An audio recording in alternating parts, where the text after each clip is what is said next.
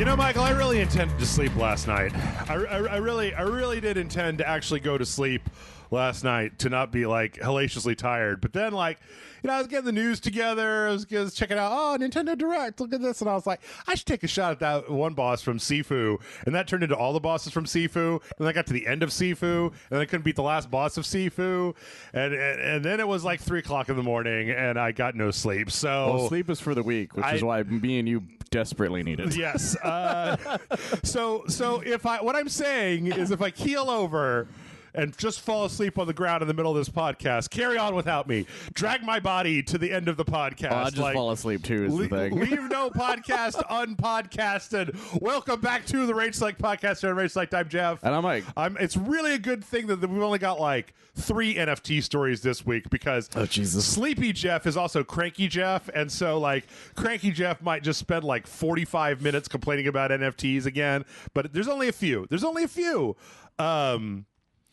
Yeah, mainly we had a Nintendo Direct, but I actually think it's going to be a little bit. Oh God, I just cursed this, didn't I? I was going to say I actually think it's going to be a little shorter because there was just a lot of. It was very by the numbers. There wasn't any just like, oh, here's a release date for Breath of the Wild. Here's a Metroid Prime 4 trailer. Here's it was nothing like super new Mario duper game. Exciting. Yeah, there was some cool stuff in it, but I wouldn't be like, oh my God, I can't wait. Like, yeah, it's like, yeah, that's kind of neat. I'm pretty excited. I think cool. the problem is that we're living in February of 2022, which appears to be the most like high quality, dense video game release month of all time. It's pretty fucking dense, guys. Anywho, I don't know what I usually here at the beginning we start by talking about like what we're up to. What have you done? I got like a new monitor. I watched some movies. I got Sifu. I could talk about a lot of stuff. Michael, you did something really exciting last week. My job sent me to Cancun to a resort called Nizuc or something like that. I'm gonna put quotey fingers on job. Ted Cruz was like, Michael, I look real bad. Take this ticket and make sure that the Instagrams look at you when you get on the plane. Like, it was kind of an accident. It was kind of I'm amazing. going to Barbados by train over here. Like, it was kind of amazing how perfectly timed it was. Yeah, because right when the ice storm happened. Because they had planned this thing in like early December. Mm-hmm. Like, that's how long ago they were like, this is when we're doing it. Like, I've gone to the place, like I've vetted all these places. Yeah, which I was like, that's just a fancy way of saying you went to all these resorts and you're like, I like this one the best. Kind of thing. Is that a job? Can I do that? Can I be the guy that has to plan the company vacation where I'm like, oh no, I'm so tired of getting on planes and going to tropical resorts to see which one is the best? I forgot what their job is, but probably. But yeah, they chose the place. And then they were like, you need to get a passport, and all this stuff happened that caused me to have to get a passport day one. Yeah. By driving to Houston, which is a pain in the ass. Yeah, you left me high and dry with my video game podcast that 300 people watch. Michael going to the Caribbean. Yeah, and so I went for like, I went on Friday. I had to work still on Friday because support, they didn't plan it very well when it comes to the people needing support. Yeah. So I woke up at my normal time, which is 6 a.m. I worked for 4 hours. I went to the airport, worked for 2 hours before I got on the plane. That's a whole day. Of work. I then was on the plane. They asked me to work on the plane, but I get massive motion sickness, so I told them no. And they're like, "Well, just try." And I was like, "Okay, fine, I'll try." And immediately, like 5 minutes into it, I was like, "I can't do this," and so I turned off the laptop. Yeah. By the time I got there, it was like 6 o'clock our time. Yeah. Kind of thing. And so they're like, we're going to pay you for like all the travel too. I'm like, that's like 12 hours, guys, like from when I woke up to me getting here. Yeah. So yay. Sure. I'm not going to fight you on that. No, please. But stop. the actual Ow. Yeah, exactly. And but the actual like weekend itself is full of many things that I probably will not say out loud, only because I don't want to get the company in trouble. Many of them were so incredibly strange to me. Yeah. Like as Jeff would put it, as I told him off mic, it was like, what was it? I was like a job in 1992 or something like that. Oh yeah, it was like you worked for like a startup in the mid 90s, where it's just like we got an investment of $60 billion, and so like every weekend we're gonna go. It sounded like it was like a tropical vacation. It sounded from what you said to me like a real. I'm not gonna get anybody in trouble. Like a real work hard, play hard situation. Yes. You know, many of the people who did some insane shit were much higher up than you would expect. Yeah. But it made for a very fun time. But there was a lot of cool stuff there. I saw a bunch of wild iguanas. Okay. They're like basically squirrels out there. Did you get trapped in the ocean and lose your rum ham? No, I didn't want to go near the ocean because I can't swim. Well, oh, you can't swim? I never swam into it though. We were in a pool for the most part, but I would go to the beach and hang out for a bit. I saw some people go snorkeling. One of them took an edible and he was high off his fucking balls. And he's just like, I saw a manta ray 10 feet away, and if it got any closer, I would have lost my shit, Mike. And I was like, good for you, bud. All right, good. A lot of stuff like that. Play hard. And that's like the bare minimum of weird shit too. Well, we don't want to get into specifics. There was much more, but that's the one that I'm willing to say out loud because it was kind of funny to me. Because the way he described snorkeling was hysterical to me. He's like, yeah, when I was in the ocean, it was like I was in my mom's womb or some shit. And I was like, that's weird. I actually think that this is a really interesting experience because as you described it to me, it sounded like let's just say that there was a scale of inebriation and you fell at you were like the control group at the zero end of the scale, right? As I mentioned to you, there were double digits amounts of people there, and only 3 of us weren't drinking. So it sounded like it would be kind of like a weird nature preserve where you're just like watching these people out there out of their gore. I mean, I don't know. You've been to a SpillCon, so like I've been to a lot of things. It was basically a lot of those. It's like if you took some of those and you made those people a little more important on a scale of something, and then dropped them off in the middle of Cancun. As opposed to downtown Austin. Yeah, exactly. Still crazy shit. Nothing like Chicago John getting hit by a car. Yeah, that he Jason jumped onto himself, climb a wall. Yes, stuff like that. Although they very easily could have happened down there. Who knows? Yeah, like somebody wanted to grab an iguana, so he chased after it. Don't grab that iguana. But the hotel staff could grab, or the resort staff could grab them pretty easily. Actually, they just grabbed one and threw it in the woods. You know, after the 4th time, you got to throw an iguana out of somebody's room. You get pretty good at it. Like I said, they're like squirrels. They're everywhere. Yeah. But that was a really good time. I was in a pool probably the longest I've ever been in my entire life. Yeah. A lot of really cool foods. I wanted to buy a hat in Mexico. I bought one at the airport. It's this leather, like almost fedora type thing. That was really cool. Are you gonna start tipping? You gonna be a fedora tipper from now on, my lady? Who knows? It's Western enough that I could wear boots with it. Okay. But I almost bought like this brimmed hat or this white, almost like a white fedora kind of thing that like a Cuban would wear kind of thing. Okay. You know what I mean? But they were like $400, and I was like, no, because this boutique was like really expensive. But they also had like Cuban cigars and shit there, so people were smoking those a lot over the weekend. But they had what? Cuban cigars. Oh God, I thought you said human cigars. I was like, what is? What's that? They're made out of Mark Cuban. Yes. What's the guy from Weekend Update? Which one? That fucking Barry plays. God. You know, you're good. Yeah. New York's latest club is ooh. They've got everything. Human cigars. Yeah. I forgot his name already. Yeah, you got Stefan. Yeah, Weekend Update correspondent Stefan. But yeah, it was a fun time. I eventually came back on Sunday. And we were only there for a little bit on Sunday. Okay. And then we were at the airport for the most part that Sunday. Sounds awesome and relaxing, and I wish it was me. It was hella relaxing. I didn't spend $400 on a hat, but I did spend $300 on the biggest fucking monitor I've ever owned in my life. It's really nice, guys. It might be got actually that curve too. It might be too big. I'm not entirely sure about that yet. I keep having to like, I don't know. I'm like, I need to pull my chair back more. But you know what? I'm gonna say. I watched Nightmare Alley last week. I said it on the podcast I was going to watch Nightmare Alley, and I was going to say Nightmare Alley. I fucking love Guillermo del Toro. The plot of the movie was good, but I saw the ending coming kind of a mile away.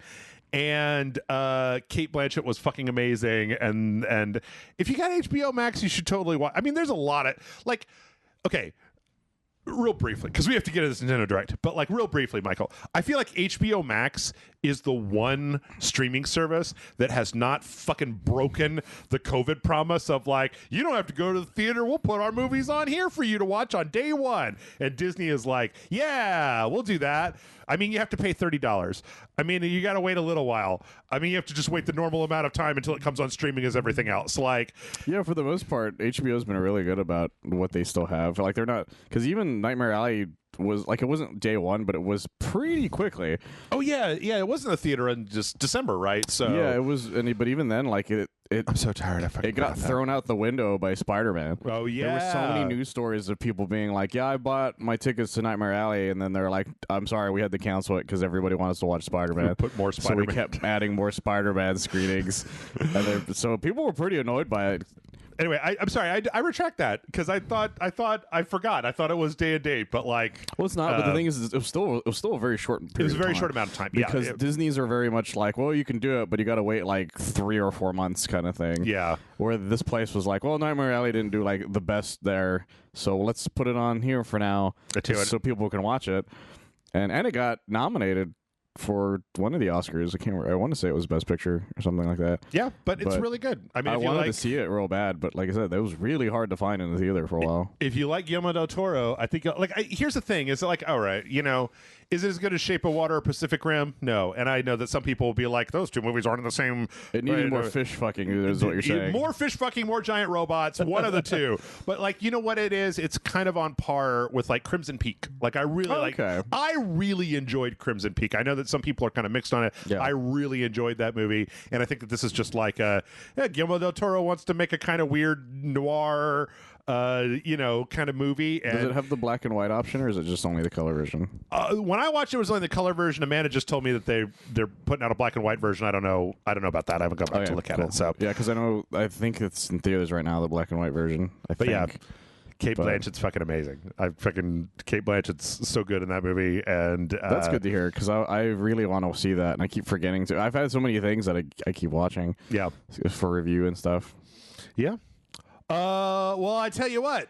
I got another thing for you to watch. It's called Nintendo Direct. Happened this week. What is Guillermo del Toro doing that? Guillermo del Toro directed this Nintendo Direct. Yeah. It's got a lot of Kate Blanchett in it. Kate Blanchett plays Mario. Kate Blanchett plays fucking Animal Crossing. Kate Blanchett just plays everything.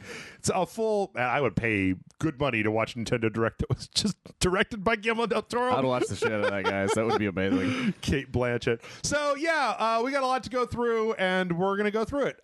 So we started with Fire Emblem Warriors, which is the Fire Emblem Muso games, with a new version called Three Hopes, and this is based on the Fire Emblem Three Houses or whatever, the one that came out a couple years back. Yeah. That was super duper long if you wanted everything.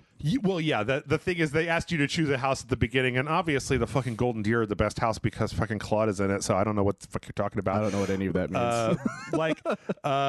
These, like, okay, so there's this lady, there's Edelweiss and fucking stupid shit. Did you say Edelweiss? It's Edelgard or farts and farks. I don't know.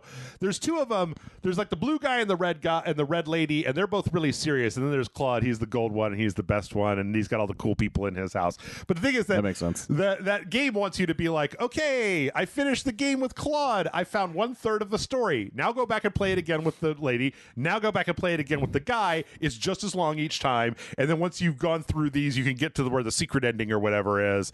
So the thing is that, like, from this trailer, like we've seen a lot of Muso games on the Switch, right? Yeah. The Hyrule Warriors, the Hyrule Warriors from Breath of the Wild, like the other Fire Emblem game. I think that I maintain my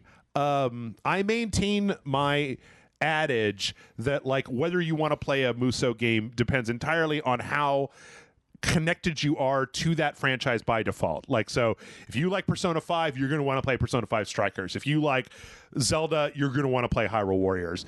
Yeah, exactly. If you like Gundam, you're going to play Dynasty Warriors Gundam. Right. So, and this one looks almost identical. I mean, it's got the kind of similar. We need a name for this. Like Nintendo's kind of weird, like half cell shaded art style, where it's got like these very kind of softer, not softer, but the kind of colored shadows. You know what I'm talking about? Like the way Breath of the Wild looks. And No, the way yeah, I know what you mean. Pokemon looks and stuff. I don't know what the description for that would be. Yeah, because it's never like a dark shadow. It's like there's a color to the shadow. Yeah, that adds like a specific blend. I know the Budokai games did it for a little bit. But not as detailed kind of thing. But yeah, and that's coming out June 24th. So that's like what, March, April, May, June, like it's not that far away. 4 months from now. I mean, not like, not right around the corner, but not forever. I don't know. I'm all right with that. It's shaping up to be a good 2022. Oh my God.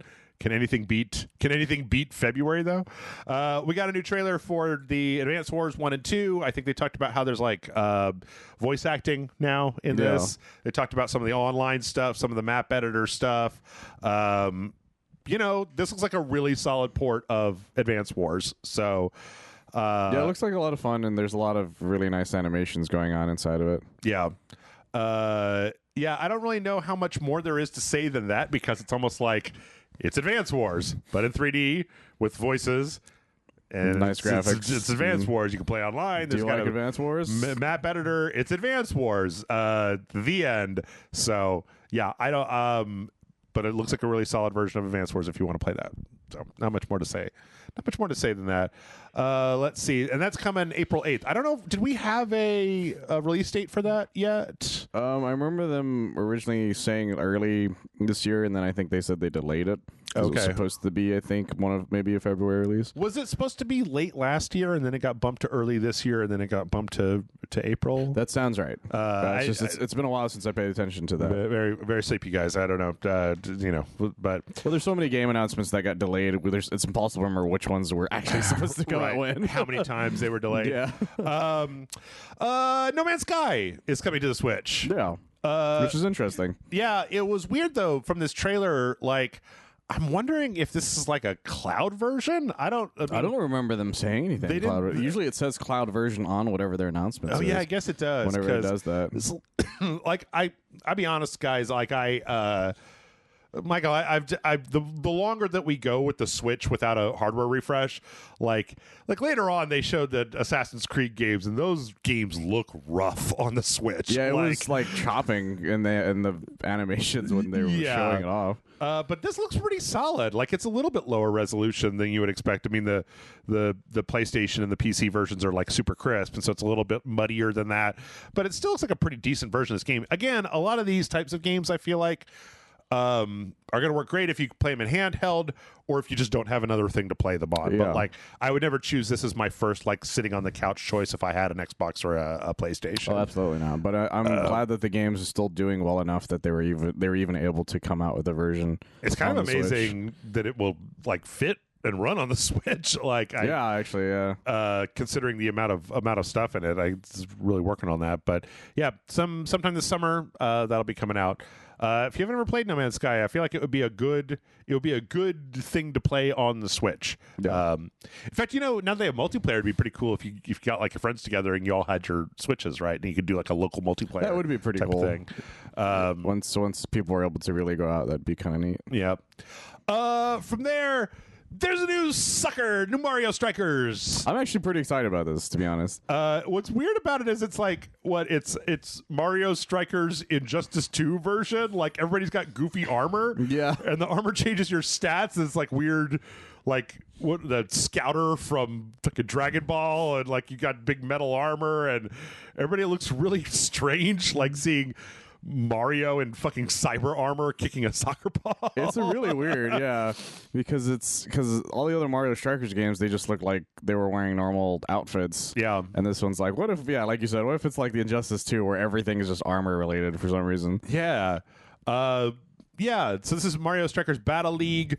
They showed it's 5v5. I like in the when they were talking about it how they're like, it is like soccer. It's a soccer-like game. They actually specifically did not say like it's soccer, because there's all these kind of goofy rules. There's a whole kind of like what you get like the smash thing, and then like power it up, and you could do like these crazy goals. I've never played one of the Strikers games, so I don't. Yeah, the games were very much like they were like they said, they're soccer like, Yeah. because a lot of it comes down to like super moves and shit that you can do to like make really cool goals and stuff. And it was a lot of fun. I remember playing the shit out of the Wii one with my friends back in high school, because we were just constantly just like fucking with each other while playing it. And it was a lot of fun. Like, that's the thing about Mario games, is that they make me want to play a sports game of something I normally would never play, because they're never exactly what. It's never like playing a FIFA game or something. Yeah. It's insanity. Like right now it shows like Luigi doing like a tornado, and then there was one of Yoshi making like the eggs like attack and stuff, and like we're throwing bananas on the screen and stuff like that. So I'm actually pretty excited, but I don't know if it's being made by the same company or at all, though, is the thing, because it's been a long time since that last one came out. I don't know. Let's find out. I will say that I wanted to talk some shit about this, because I don't care about sports games that much, except that, one, the last time Nintendo put a sports game out, it was Mario Golf, and I played the fucking shit out of Mario Golf for some reason. And two, the last time that we played a soccer game on Rage Select, it was that Captain Tsubasa Rise of Champions that Matt and I played, and we had a really, really good time playing that soccer game. You guys were so excited playing that game. We got so excited. Let's see. My Switch Strikers. This is not a... It probably just doesn't have who made it yet. Yeah, this is from the Mario Wiki, but yeah. So... Yeah, I'm pretty excited though. Like, because every time like Mario, I didn't give a shit about tennis games until I played Mario Tennis when they first came out with that. Yeah. Same with Mario, or not Mario. Yeah, actually, yeah, with Mario Golf. I don't really play racing games. I'll play me some Mario Kart. Yeah, exactly. I never played Mario Baseball or Mario Basketball, because I think those were DS games, if I remember correctly. But I heard those weren't too bad either. Yeah, I don't know. I'll definitely give it a try. Again, like I said, I wanted to just be very sports ball dismissive. I'm a nerd. Ooh, I don't like sports, but like I keep playing Nintendo Sport and some sports games, but I just don't want to play Madden, man. I don't want to play football. No, yeah. I don't want to play football. Well, I like when games are batshit insane, because when I played football games, I was a big fan of like NFL Blitz and shit, right? Where it was an arcadey like crazy shit where they're like, you're on fire kind of thing. Yeah, I love dumb shit like that. Like, those are the things that I want to play, not like something that would be something you could normally just watch. Like I'm never gonna watch like actual football and then this motherfucker get a big head kind of thing. Like, it's just never going to happen. Yeah. They also talked about you can create your own online clubs. You can invite friends to them. You can play 5-on-5 on the same Switch, apparently. Really? Yeah, they talked about that, where you could literally. What was it? They showed the thing, and it's 4-on-4, 8 players. So, okay. But it was like 4 people with Joy-Con Pros, and then four people with the Pro controllers, and then 4 people with like Joy-Cons, and I'm like, well, I know who's going to win this. Yeah, so that's kind of obvious who might win that one. Can't play with that with a Joy-Con. So yeah, there's a new Mario soccer game coming. Let's see. From there, we got, I don't know how interested I am in Splatoon 3, Michael. Like, I liked Splatoon 1 and 2, but like especially this mode that they showed off, where it's this PvE kind of like horde mode where you fight these like weird trout. And it's like, boy, that's not the part of Splatoon that I care about even a little bit. That's fair. No, I get that. It's like when they made that single player campaign, and it was just like, I don't know, it wasn't great, but well, they want to give more people things to do offline, because that's the thing, is that not everyone wants to get the online modes kind of thing. Yeah. So I could see why wanting to do something like that. Yeah. I don't know. It's I don't know that I have a lot to say about this. I mean, it's just kind of like a horde mode, where you're destroying these fish and then capturing their eggs and then putting the eggs in a basket, and then once you have all the eggs in the basket, then it wins. You win. So, but it looks okay. Nothing to write home about. It's Splatoon. That looks fun. Yeah. Let's see. After that, we got, this was probably my favorite thing of the entire thing. We got this splash screen that was like Wanzers at the ready, and I was like, Wanzers? wait a minute, hold on, I know that word. That's not a word I've heard in a long time. Or if you remember them just making fun of that word for a while in the last thing we did. Vodzes. What was that horrible game? Lost whatever that was like in that universe, but it was a stealth game. Yeah, the one that had all the art from the Metal Gear guy. Oh, it was so bad. It was so terrible. Because you really wanted to like it. I really desperately wanted to like it. I really did. I was like, oh, it's a Metal Gear Solid game set in the Front Mission universe. This I should like. It's Metal Gear Solid with more giant mechs.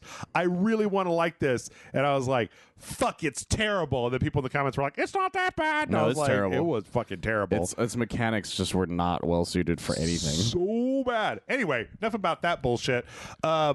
They're remaking the first 2 Front Mission games called Front Mission First and Front Mission Second. And they're just like basic full-on remakes of the original Front Mission games, which I believe were PlayStation 1 games, right? Yeah, something like that. That's also, this is a running theme throughout Nintendo Direct, by the way. Oh, remaking an old game? Oh, usually a PS1 thing, too. Oh, yeah. But yeah, I by the time I knew about the Front Mission franchise, I was too much of a snob to play a PS1 game because they all look like garbage. So I'm really glad this is getting remade. As much as I love the PS1, most of those games are unplayable. Yeah. Didn't there was a Front Mission started out as a Super Nintendo game, didn't it? I'm not sure is the thing. I don't know enough about Front Mission to say yes or no to that. Because I know there was like a side-scrolling Front Mission game that never came to the United States that people have fan translated for like emulators. I know because I tried playing it. Okay. Which it was pretty good. Okay, let's see. Left Alive. That was it. Okay, so the first Front Mission was Super Famicom, 1995. Oh, okay. Holy shit, I was a junior in high school in 1995. I won't say.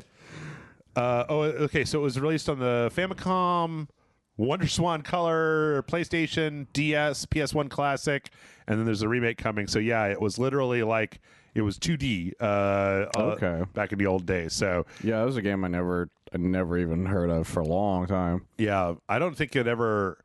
I think that I would have played it. Oh yeah. Look at this. You can actually see it didn't actually. It was never localized for North American release until the DS version in 2007. Oh, okay. So, and that was the only version outside of this remake that it looks like ever had a release in North America. Like, I'm sure there's fan translated ROMs, but there was literally no way to play this game previously. That happened a lot, though. I remember the first Fire Emblem wasn't out in America for a long ass time. Yeah. So like I remember being like, I was such a fan of these kind of turn-based strategy games, Shining Force and some of the tactic stuff. Yeah. That if this had been in America when I was a kid, I would have been like, or even a fucking junior in high school, I would have been like, oh my God, I have to play this immediately. It's like Shining Force, but with, fucking mechs. Like, yeah. So, but yeah, this looks, and the other thing is that it just looks really solid. Like graphically, like it looks like they've done a really good job of kind of splitting the difference between the level of detail. I really like the way that the game looks. So I can't wait for this one. This one's probably my favorite thing. That's neat. And then there's a Front Mission 2 coming sometime in the future. So, yeah. From there, we go to Disney Kartfinity, or basically, yeah. What somebody I'm gonna give this to the person in the Discord that said more like Kingdom Hearts Kart, and I was like, more like Kingdom Karts, am I right? Jesus. Put a few Square characters in here. Yeah, it's a Disney free-to-play online kart game with a bunch of different characters. It doesn't look bad, though, is the thing. Yeah, we see Mulan, we see Mickey, Jack Sparrow for some reason. I guess it's still popular. He's still pretty popular. Donald Duck's in it. Sully from Monsters Incorporated. Yeah. And apparently they're just going to be like adding on like new tracks and new like Michael, what happened? Like they remade Crash Bandicoot Racing. Remember, Square is making that dumb Final Fantasy racing true, yeah, game. They're making another kart racing game. Disney's making the Speedstorm. Like, why is everybody making kart racing game? Fucking Mario Kart's getting like 24 new tracks of DLC. Well, that's the funny thing is kart racing games never really went away. It's just that they were mostly terrible. Yeah. Like Oh, there's a Nickelodeon racers. Constantly made like every other day they would make one. They even had an arcade version of one of their games. Fucking hell. I mean, I guess it's easy to make, but like apparently they're pretty straightforward to make. There's the Lego one too. I remember coming out at one point. Is there a Lego kart racing game? A while back, I Holy think. Shit, I did not remember that. Okay. Kart racers are they're the bread and butter of like real easy things to make. Sonic technically had one. Like, I don't know if they're karts though, but they look like karts. No, they were cars. It was the Sega All Stars or whatever. Oh, okay. Thing, all right. if I remember correctly. Yeah. It started off as a Sonic one and then turned into Sega, and they just added Sega characters. Okay. Where's my Street Fighter racing game? Street Fighter kart racing game. I'm still waiting for an Uncharted racing game because you remember how they made a Jack and Daxter one. Yes, because the gag was that they're making the Crash Bandicoot one. Jack and Daxter got one. Did they make a Ratchet and Clank? Did they make a Ratchet and Clank racing game? No, that was Insomniac. Because the joke was that Naughty Dog kept making the end of their things kart racers for a bit. So people kept expecting the ending to Uncharted to just be a kart racer. I want a Last of Us kart racer where every track is fucking 18 hours long and it's a fucking horrible slog where you've got to slit people's throats and it makes you feel real bad about life. That's how you get your super. Yeah. Slitting throat. Stopping and slitting someone's throat in order to get your super. Exactly. Let's see. From there, we got a bunch of games. The Force Unleashed is getting put on. That's Asper, man. They've been putting all those Star Wars games on the Switch. That seems to be their main job. What was the name that you guys gave him? Darth Situation. Yeah, that's right. Yeah. Darth Situation. Yeah, in Force Unleashed 2 when Jason and I played that. I mean, Force Unleashed is all right. I had a great time with the first one. And the second one is just really, really short. It's pretty short. I will say, it ends on a cliffhanger that's never going to get resolved. I will say that like every port, even of older games, the graphics on this are a little rough around the edges. That game wasn't the greatest to look at to begin with, though. Yeah. The Ezio collection, as previously mentioned, is all coming to the Switch. Also, real rough looking. Even the footage they show in this is like really rough. Like you keep seeing like it like you have those moments where it stops moving for a second. Yeah. So it's just like, this is not the best footage to show to get me excited about this. I don't remember, Michael, but was Assassin's Creed 2? Did they always have the contrast this jacked up for it, where everything is like? The shadows are incredibly dark and the lights are incredibly light. It might be part of what happened with the re-release. With the remaster. Because I never played the remaster, but I remember the original having some brightness, but not too much brightness. Okay, maybe I'm wrong about that. It's been a long time. It's been a decade since I played those games. From there, it's a new Gundam game. Yay. SD Gundam Battle Alliance. So SD Super Deformed Gundams, and it's like looks like a little arcadey type of thing, like third-person action thing where you come in with a team of 3. Which I actually really like the idea of it. There was a PC game that had something very similar. Yeah. That I played a lot with Hilario when it first came out. I don't remember the name of it, but it was very, very similar to this. But I actually really like the idea of that because I'm a big fan of Gundam, and even if they're chibi form, I still want to use like my favorite Gundams and stuff. I actually am excited at the idea because I actually kind of want to hit up Hilario and be like, "You want to just fucking do Gundam again?" Because I'm totally down for that. Well, the interesting thing about this one is that I went to look it up, and like this is not a Switch exclusive, so this is actually going to be on like the PlayStation with like really high resolution graphics. Oh, then I might just do that then. But yeah, there's like a trailer on the PlayStation channel for it. But yeah, I mean, some Gundam games you just gotta like go try them out, see which ones strike your fancy. What was the last one? It was Battle Fairy. The Battle Fairy one. That's not a spin-off per se, but like it uses the engine for Battle Operations 2. Yeah, which was a lot of fun. We really liked that one. Oh fuck yeah, a lot of fun. I really like that game. I need to finish that Code Fairy thing. I played the first. Did the rest of it come out? Oh yeah, it was out within. It was like.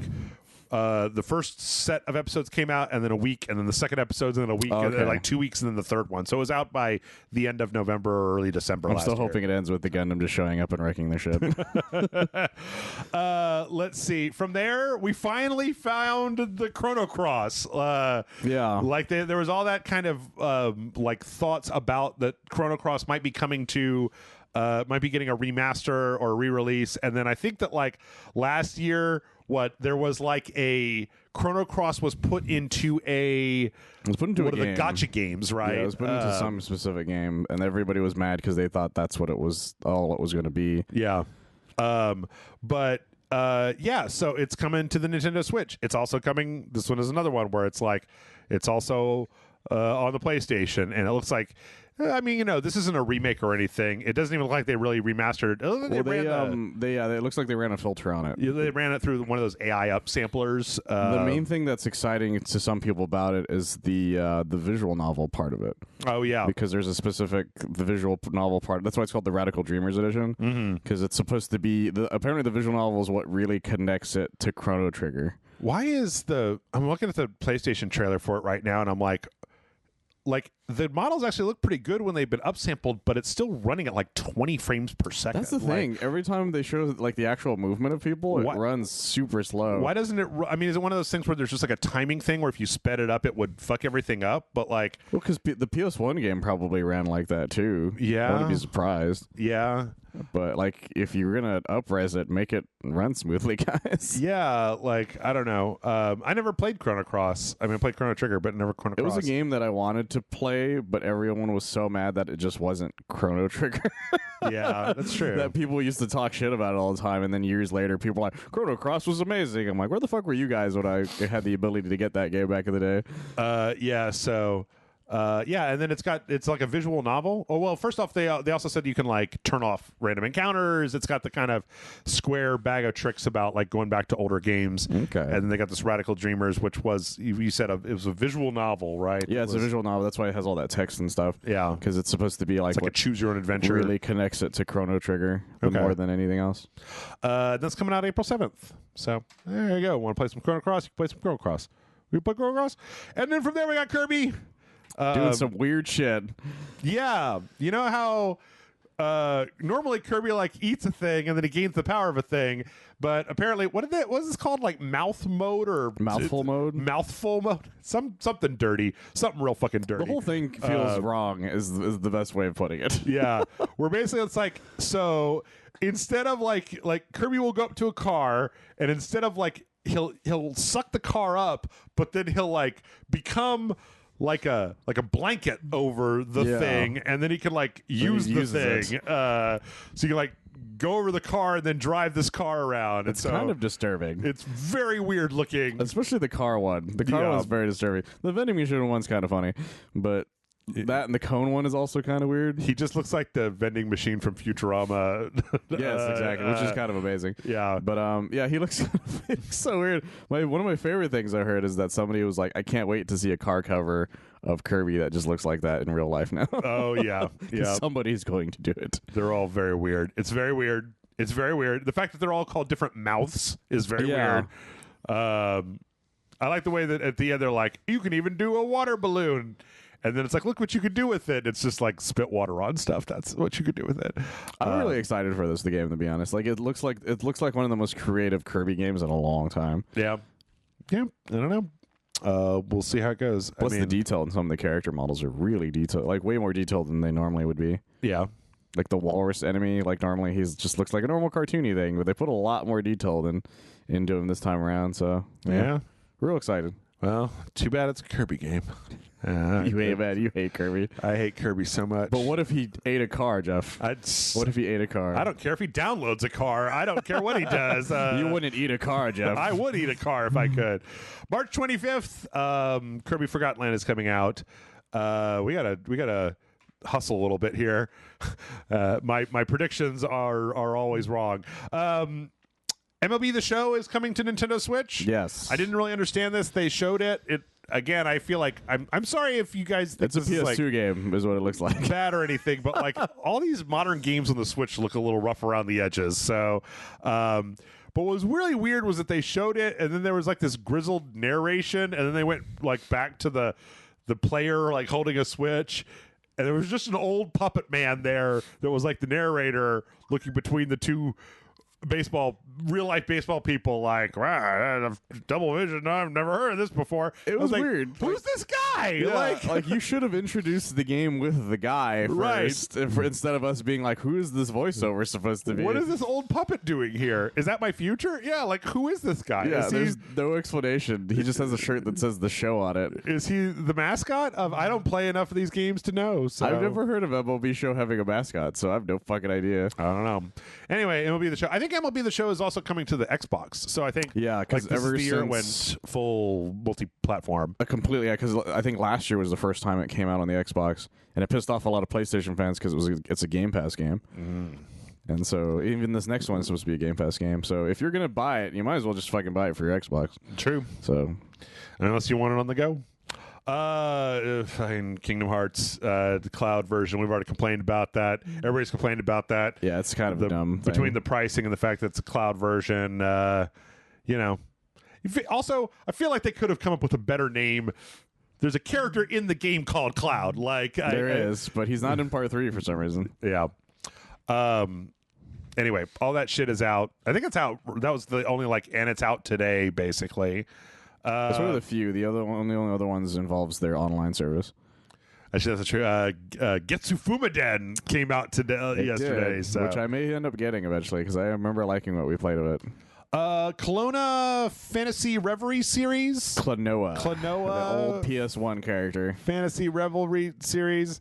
Do people like this character? This is just like a kind of a. They did at the time. The thing is, I haven't seen a new Klonoa game in like a decade. Is this a remake of one? That's the thing. I don't think so because Klonoa came out. I remember originally for I want to say PS1, but I don't really. And I know it had a sequel. It did well enough that it had a sequel, but I haven't heard anything about it since that I remember. It's under the. I guess this is like the collections part. So I guess it's some kind of collection of different games. I wouldn't be surprised.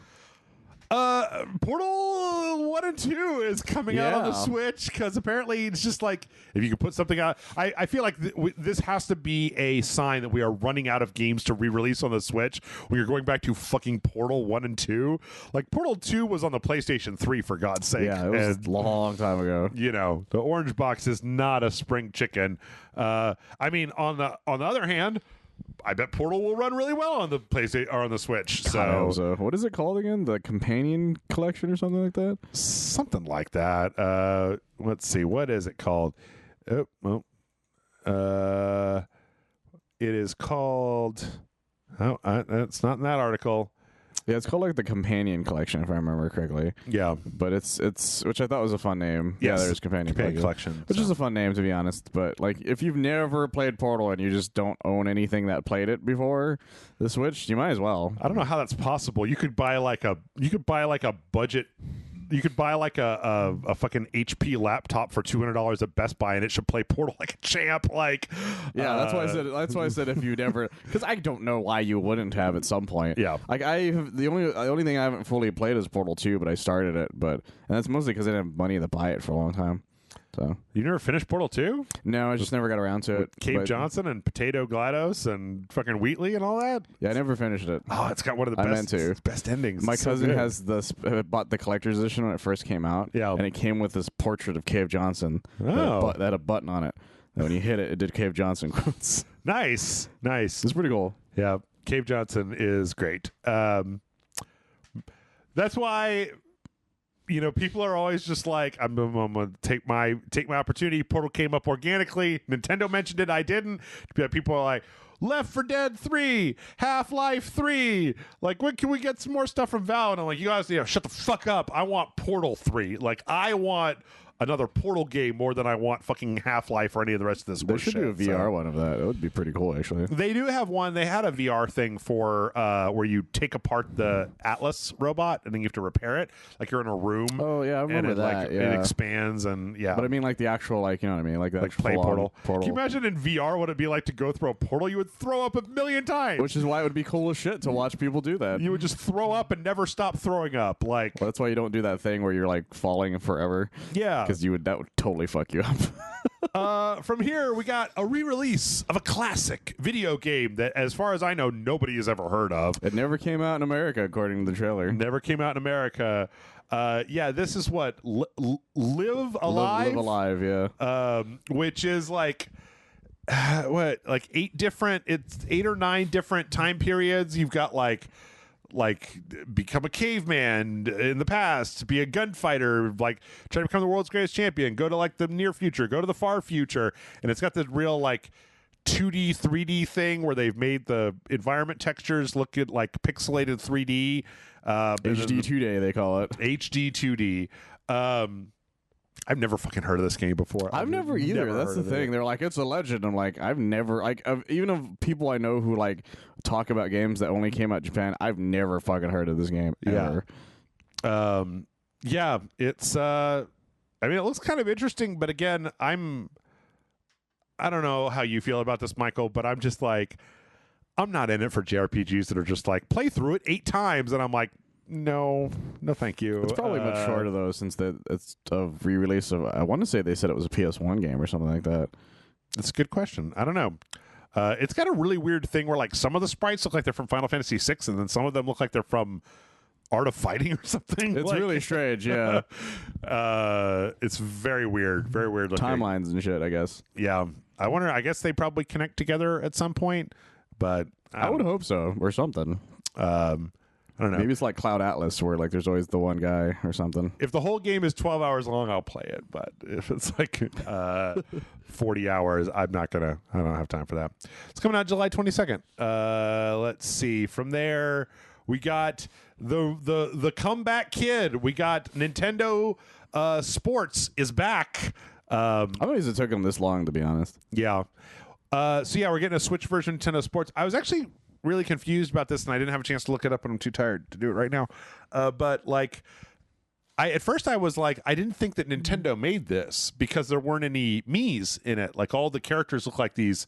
Like there was a re-release of a Wii U sports game that was like a summer Olympics or summer, like you go to an island and it's like jet skis and like I know what you're talking about, but I forgot the name of it. 'Cause there's a Smash Brothers level based on it.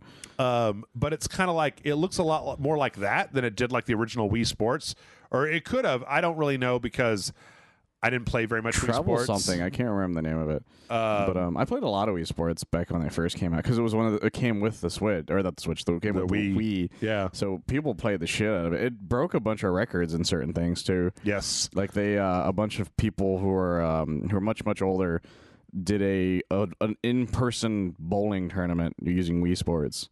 Yeah. Which I thought was kind of cool. So, but there are Miis in it though. Yes, there are Miis. When they do their demo, they show that there are Miis in it.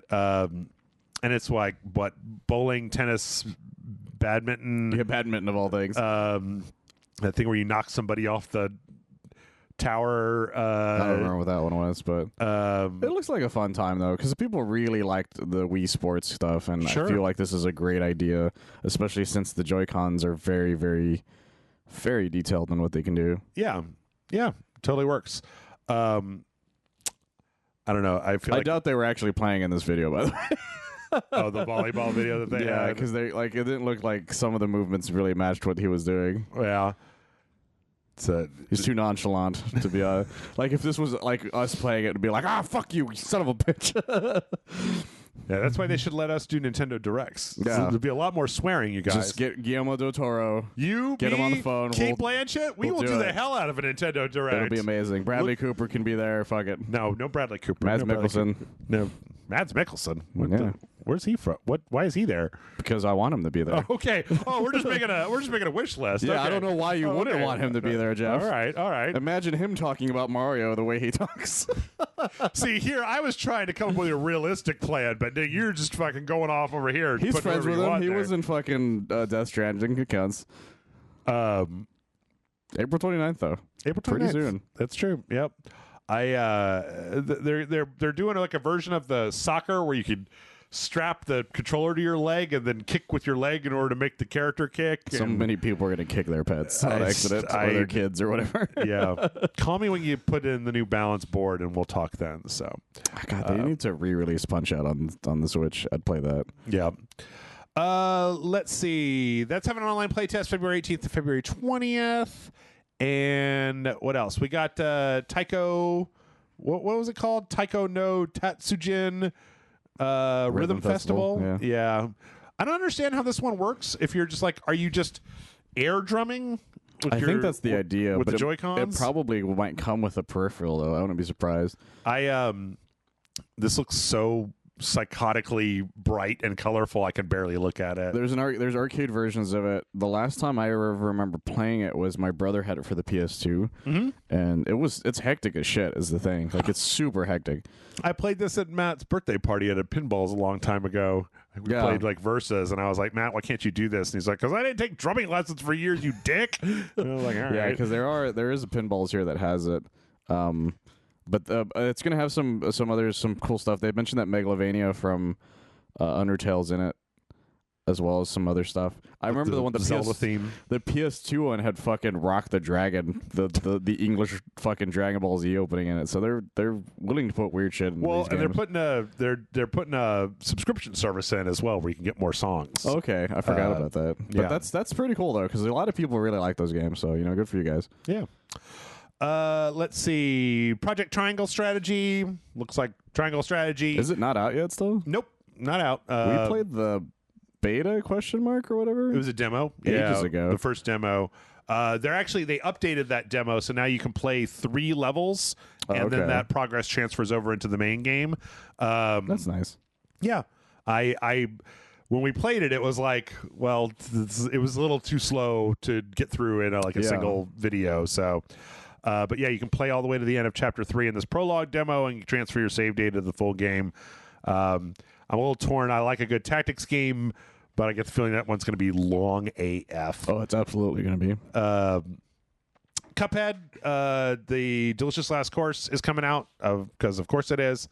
I've covered that a few times before. It's been announced in a lot of different things at this point. Yeah. But it still looks great. It looks like it's going to play really well on the Switch, though, because...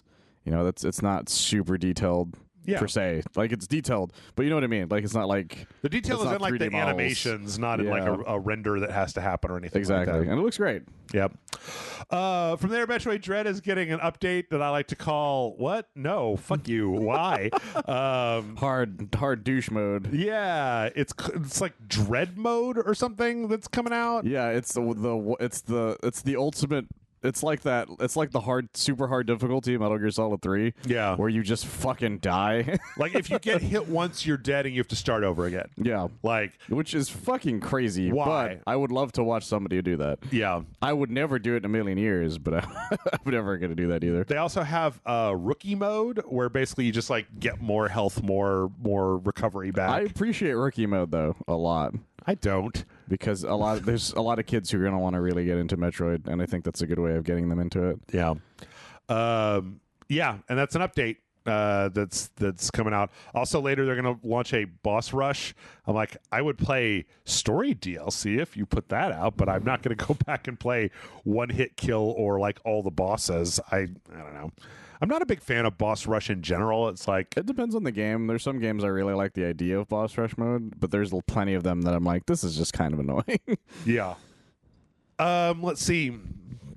From there, Earthbound. Yes. Earthbound 1 and Earthbound 2 are coming to the Mother 1 and 2 virtual consoles. They still release Mother 3 in America, you fucking cowards. Yeah, that's what I was going to say. I was waiting for them to be like, and wait, one more thing. We're actually going to put out Mother 3. They never do. That's the thing. They never do. Yeah. But I noticed, I was telling Jeff that I noticed that the sprites are more the Japanese sprites. Because based on, I forget the name of the musicians, but it's because they're actually have the Blues Brothers colors instead of the colors they had in America. Just the black outfits. Yeah, because they changed into like red, and I couldn't remember what the other characters' color was, but they were completely different colors. So I actually really appreciate that they're more of the original stuff. And then, yeah, the NES Earthbound: The Beginning is also going to be on there. The funny thing about that game is it was originally like completely localized, but then it was so late into the life cycle that they decided to just do Mother 2 instead. Interesting. Yeah, I've never played. I've never beat Earthbound 2, and I never played the first one. Obviously, so. They're a lot of fun. It's funny because a lot of people forget that Earthbound 1 is a full-on prequel to Earthbound. Earthbound Beginnings is an actual full-on prequel to Earthbound. Like, that character is supposed to be the dad of the one that you never see in Earthbound. Oh, okay. All right. And then Mother 3 is like in the super distant future. Yeah. We got some more games that are coming to the Switch. Zombie Army 4 Dead War, which is pretty fun if you never played it. Getsufumiden, as we mentioned before, which is out now. I guess that means it's out of early access. I'm hoping that's what that means. I do want to get it because we had a lot of fun with it when we played it. Demon Slayer, the Hinokami Chronicles, which is pretty cool. Man and I had a good time playing that. And was that it? Was there one more? I think there's one more after that. Oh, Lego Brawls. I'm not entirely sure what this is. I don't think I've ever seen it before. It's like a side-scrolling. It looks like is it Smash?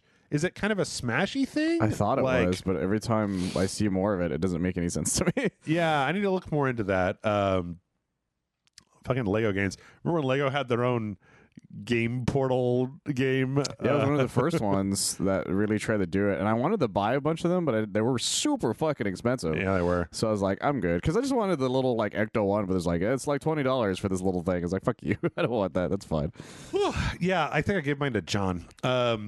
2 Point Campus is coming out May 17th, which I think, March. It's coming out March for the other console, so I think it's coming out a little bit later on there. Oh, okay. 2 Point Hospital is great. 2 Point Campus looks like it's going to be just as good, so there you go.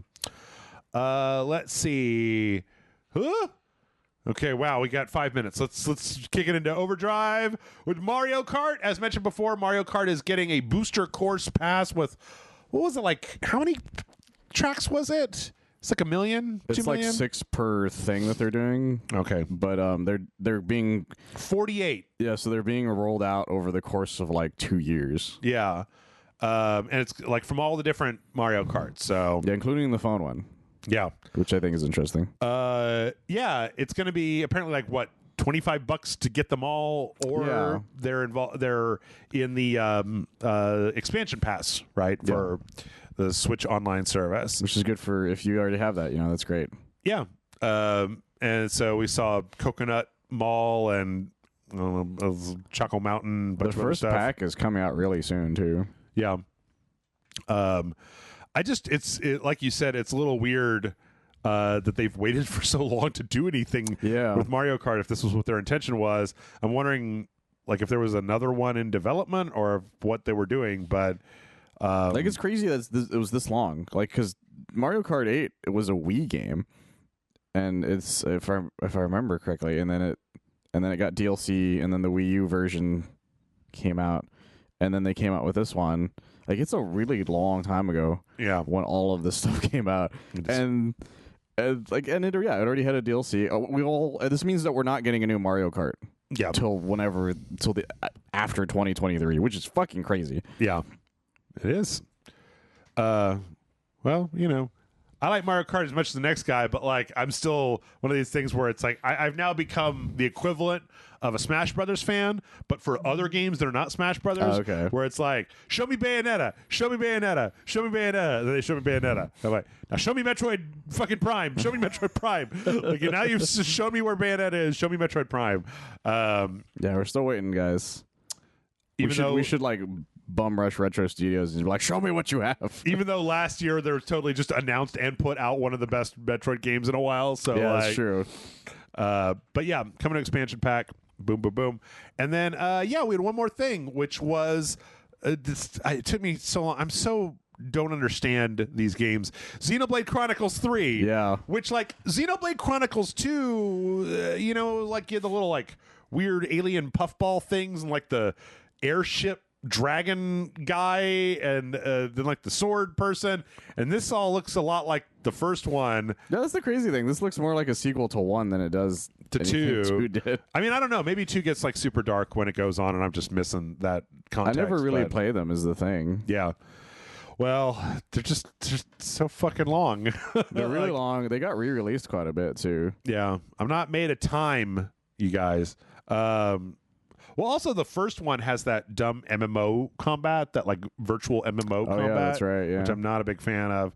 I think the second one is too. But yeah, I mean, this looks really good. Like it looks like if you're into this universe, it's like a cat girl, people playing the flute, just giant hammers, and like wheeled warriors. I was disappointed this was their last reveal, though. Yeah. Also, everyone is hella British in this trailer. They are. They sound British as fuck. Yeah, but it looks. I don't know. I mean, it looks like more fucking Xeno suck. Like, Yeah, if you like the other Xenoblade games, I'm sure you'll like this one. So yeah, good for you guys. yeah, you get more Xeno. Too bad there's no more characters to add to Smash Brothers, because then they could have added the cat girl with the ears and the flute from here, and everybody would have been mad about it. It would be like, boo. They absolutely would have. Yep. They could have added that. Let's go over this in our mind. Who could they have added from this Nintendo Direct into Smash Brothers? They could have added these characters. They could have added some Xeno or some front mission pilots. They could have added somebody from Live Alive. They could have added like a character from what was that other one I was just thinking about?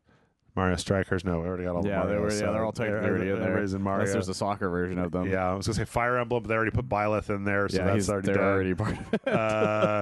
Yeah, not that many more. Cuphead technically is part of it too. Is it like a assist trophy? He's an outfit. Oh, for and, the and what's cool is if you have the outfit, and you fight a spirit of him, it uses the outfit. Oh, okay. Which I thought was pretty cool. Cool. And yeah, that was Nintendo Direct. As you can see, kind of a mixed bag. Nothing to like jump out of your seat about. Yeah, nothing that makes you like lose your shit, unless you really like Xenoblade Chronicles or Mario Strikers or even that even Fire Emblem thing. Even this Nintendo Direct didn't seem like it was that excited about this Xenogears game. Like it just kind of threw it in at the end, and they were just like, "Yeah, here you go. Here's a new Xenogears this is game." kind of neat, I guess. Yeah. So I guess Breath of the Wild 2 is the big MIA, right? Yeah, the MIA.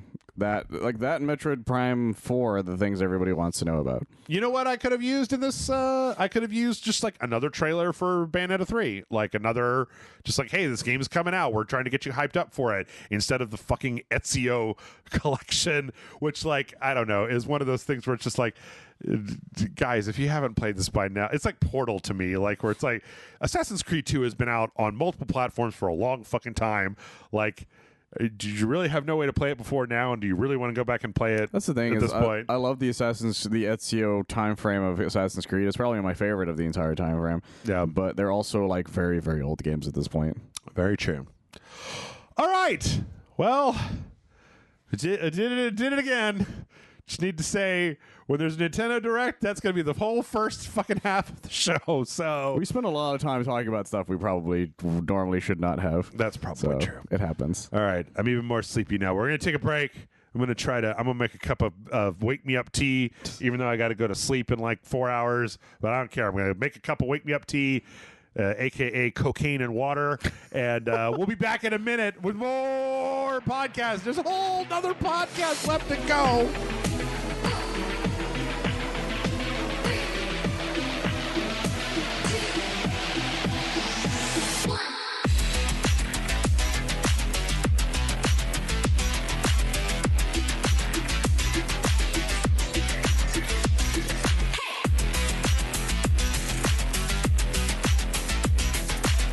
And we're back. I gotta let my waking up tea brew, so then I'm going to be, like, the longer this podcast goes, the more hyped I'm going to get. It's just not true. The tea doesn't do anything, but... I just noticed the fucking mug. Oh, it's good. Yeah, it's a Mickey Mouse mug. My animation teacher bought this for me at Disney World, and gave it to me as a gift. And I was like, cool.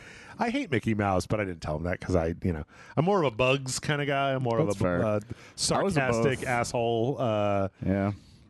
I don't care how much of a ninja Mickey is. He's too wholesome for my taste. It's like dating a fucking Catholic girl. I'm not interested in Mickey Mouse. Mickey Mouse has been more insane as time went on, only because of what the internet has done with him. That's true. All right. We have a lot of news, and I'm gonna have to chop it. But yeah, we stopped last time talking about Nintendo, but we got another report this week that apparently the Nintendo Switch has outsold the Wii. The Nintendo Switch is, as of December 31st, 2021, has sold 103.54 million units, surpassing the Wii's lifetime sales of 101.63 units, making it the best-selling Nintendo home console in their history. It's outsold everything. I actually went to look up the numbers. That's crazy. It actually turns out that because I was sitting there, I was like, well, surely the Nintendo, the NES, right, like sold more than this. Like, no, Nintendo, the NES sold far less than the Wii. The Super Nintendo sold far less than the Wii. That makes sense though, because the gaming was still very much a pariah for some places. Yeah, what has sold more than the Switch is the original Game Boy, which Game Boy and Game Boy Color sold 118 million units. So that outsold the hell out of the original Nintendo. And then the DS is still the best-selling console of Nintendo at 154 million units. Actually, I think it might be the best-selling console of all time. I wouldn't be surprised. A lot of those consoles were very, very affordable. Yeah. Which made it a lot easier to probably sell more of them at once. Okay, here, this is the Wikipedia article that I was looking at. So the best, oh my God, yeah, this is what, the best-selling console of all time is the PlayStation 2, 155 million units. I'm not surprised. After that, it was the DS family, and then the Game Boy, and then the PS4, which was 118 million units, and then the Switch, which is 103 million units. That fucker's coming in hot. Yep. Below that is the PlayStation, and then the Wii, and then the PS3, the 360, Game Boy Advance family, PSP. I did not expect that to be that high on that list. That's legit surprising. PSP sold between 80 and 82 million units. I don't believe you, Wikipedia. The 3DS family, which was 75.94 million units. The NES and Famicom apparently is 61.91 million units, which is far less than I would have thought just from hearing it. Anyway, it's a pretty good chunk, though. It goes down from there. Game & Watch. The Game & Watch sold more than the Nintendo 64. Oh, Jesus. Yeah, I mean, they were like, what, $1? So, That's yeah, true. Of course. Poor GameCube, though. That sucker's really far down there. Yeah, it is. So, good for you, Nintendo. No one ever shed a tear for Nintendo. What is that? No, don't tell me about mouse gestures, Opera. Just fucking, like, do your thing. Yeah, Nintendo's doing great. Oh, my God. They're doing just fine. Yep. In fact, they're doing so well that there was There was an interview talking about whether Nintendo is going to get in on this whole like buying a million studios thing. Last week we had Sony buying Bungie, we had Microsoft and Activision. We had 2K and Zynga earlier this year. A lot of insane shit, guys. Yeah. This is reported on by Bloomberg and Reuters from Shunitaro Furukawa, who's the president of Nintendo. And it was actually a really interesting answer, talking about how, like, there's a quote-unquote Nintendo DNA, and that, like, bringing in too many third-party studios would, like, dilute the kind of company culture / gaming culture of Nintendo, and so they're not just looking to like tack on studios that they feel that just for like to enhance their space. I don't know.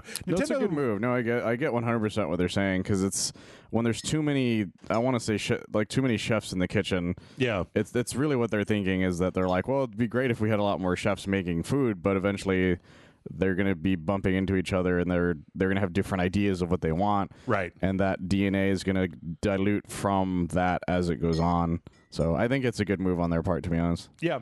I mean, you think about it and you're like, I guess, PlayStation kind of has its own kind of branding.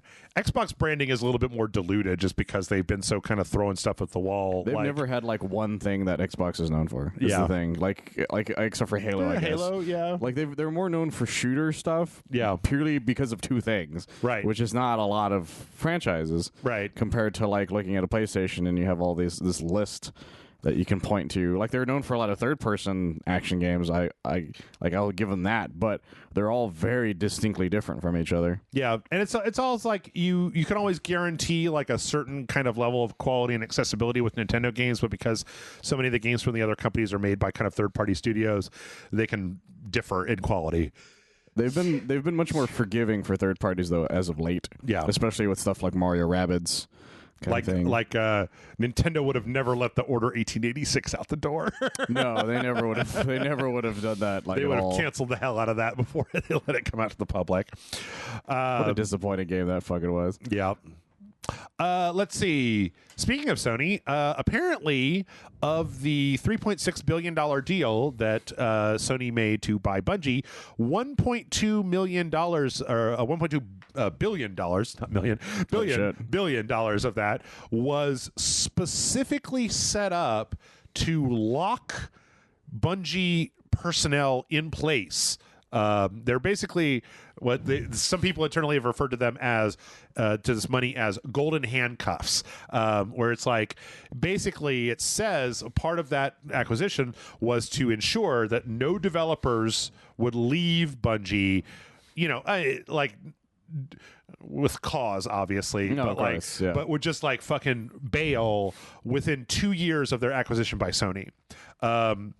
This actually, because Bungie is not the biggest company in the world, and because billion with a B is a huge number. Yeah, that's massive. Apparently, this works out to about $1 million per developer. That's Holy not fuck. what they're getting. Yeah, but it's over the course of like several years. So. Yeah, it's going to be paid out over the course of several years, and they're kind of these big bonuses. But it kind of okay. Listen, here's the thing. This makes sense in a way if, like we said, I mean, you weren't here last week, but as last week we were talking about, it seems like Sony got Bungie not just specifically to like get Destiny, not Halo, Destiny, that they also got them because they want their expertise in making Sony online games as service games. Yeah. And they can't do that if like the people that are really good at that are like, fuck this, I don't want to work for Sony, and they all fucking take off right away. So it's kind of an interesting situation. I'm kind of curious to know exactly what the mechanism is there, where it's like if you leave, I mean, obviously, they're not like locking the doors or anything. I think the idea is that if you leave, you're just basically like all of this money that you could possibly essentially get for doing nothing. Yeah. You're not going to get it, period. Yeah.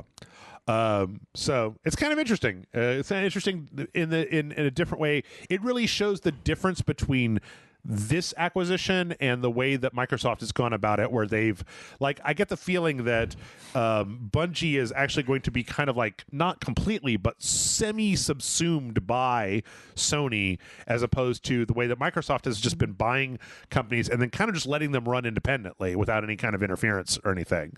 I don't know. We'll have to see how it goes, but it's an interesting. Yeah, I mentioned some of the payout stuff here. According to the Washington Post, they received 50% of their total equity payouts. Yeah. So that means like if they left before everything goes, they probably aren't going to get the rest. Yes. So yeah, that'll be kind of a big hit. So it's just leaving money on the ground is really what it comes down to. So it's incentive to be like, hey, if you stay, you basically get money for doing almost just being. You get a big here. bonus. Yeah, for just being here, and that in and of itself is worth being there for the time frame that it's doing it. So yep, absolutely.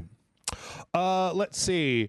In Microsoft news, or actually more in PlayStation news, and both news, we got the announcement from so people were curious about whether or not Activision was going to continue making Call of Duty games for the PlayStation once the 3 game contract that they are locked into right now expires, since they're owned by Microsoft. And so recently, this is a blog post by Microsoft that came out this week to say, to be clear, Microsoft will continue to make Call of Duty and other popular Activision Blizzard titles available on PlayStation through the term of any existing agreement with Activision, and we have committed to Sony that we will also make them available on PlayStation beyond the existing agreement and into the future, so Sony fans can continue to enjoy the games they love. We are also interested in taking similar steps to support Nintendo's successful platform. We believe this is the right thing for the industry, for gamers, and for our business. I think that, like, Starfield isn't out yet, but like if you took fucking Call of Duty away from one of the consoles, you would have like people with like pitchforks and shit. Like, well, that's the thing, is that like Starfield isn't a game that's like it's popular among people who really like Bethesda things. Yeah, but that's honestly not that big of the general public. But the general public fucking loves Call of Duty. Yes. And like you said, if you take away Call of Duty, those people then will rise up. Yeah. And like, show up to Microsoft's house and start throwing shit at it, kind of thing. Show up on Phil Spencer's front lawn. Yeah, exactly. Yeah. They're like, we're going to make you a Spectre, Spencer. And I like the idea. I like this a lot because it also means that, based on what they said, that means other stuff as well will still have a chance. Like, people were very worried that Crash Bandicoot would be locked right to the Xbox. The same with Spyro. and they want more of those things. And it would be great if we got more of those things with this acquisition. But I'm glad that the idea is that you could probably still get those on other consoles. Well, besides also like, you know, it was like 2 or 3 podcasts ago where I was telling you that I looked at the MPD numbers and it was like Call of Duty Vanguard and Call of Duty Black Ops were like the top 2 selling games of last year. Yeah. And it's like, if you were to make those platform exclusive, you would probably sell more Xboxes, but you would also be like cutting, I mean, at the best case scenario, a third of the profits off of those 2 numbers, Yeah, right? that's best case scenario. Which, like, it's different when you're talking about more niche RPG games than when you're talking about fucking like the best selling game of this year and every year for the last 10 years. And it's like, why would we cut off one of our feet for this? It would be a terrible idea. And I'm also glad they mentioned Nintendo as well. Yeah. That they're like, hey, we're still going to let Activision Blizzard make anything that will come out on Nintendo. Yep. Because, yeah, some of those Crash Bandicoot games also came out on Nintendo, so. Yep. So that's good news. It's good news for everybody. Let's see. This was the best outcome we could have gotten from this. Yeah, pretty much. Pretty much. From there, we had another interview with Phil Spencer where he was talking to, oh god damn it, why does my browser just like minimize? Opera has this thing where if you're not using a tab, it like minimizes it. I'm like, no, I have enough RAM to run all these tabs at the same time, motherfucker. Yeah, so let's see. This is talking an interview with Axios. Phil Spencer was talking to who was it? Stephen Totillo about like the possibility of Game Pass's price rising specifically. Yeah. And it's funny because he kind of was just like, look, I understand, but like I can't prove to you that we're not going to raise the price. All I can do is say we are not planning on raising the price of Game Pass at any time in the near future.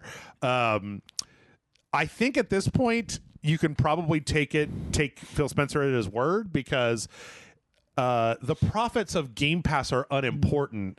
It's like the buy-in to the Xbox ecosystem, but whether it's consoles or whatnot, like the more and more of that happens, the more. Plus, I mean, I guess we got to keep saying this out loud, right? Like that.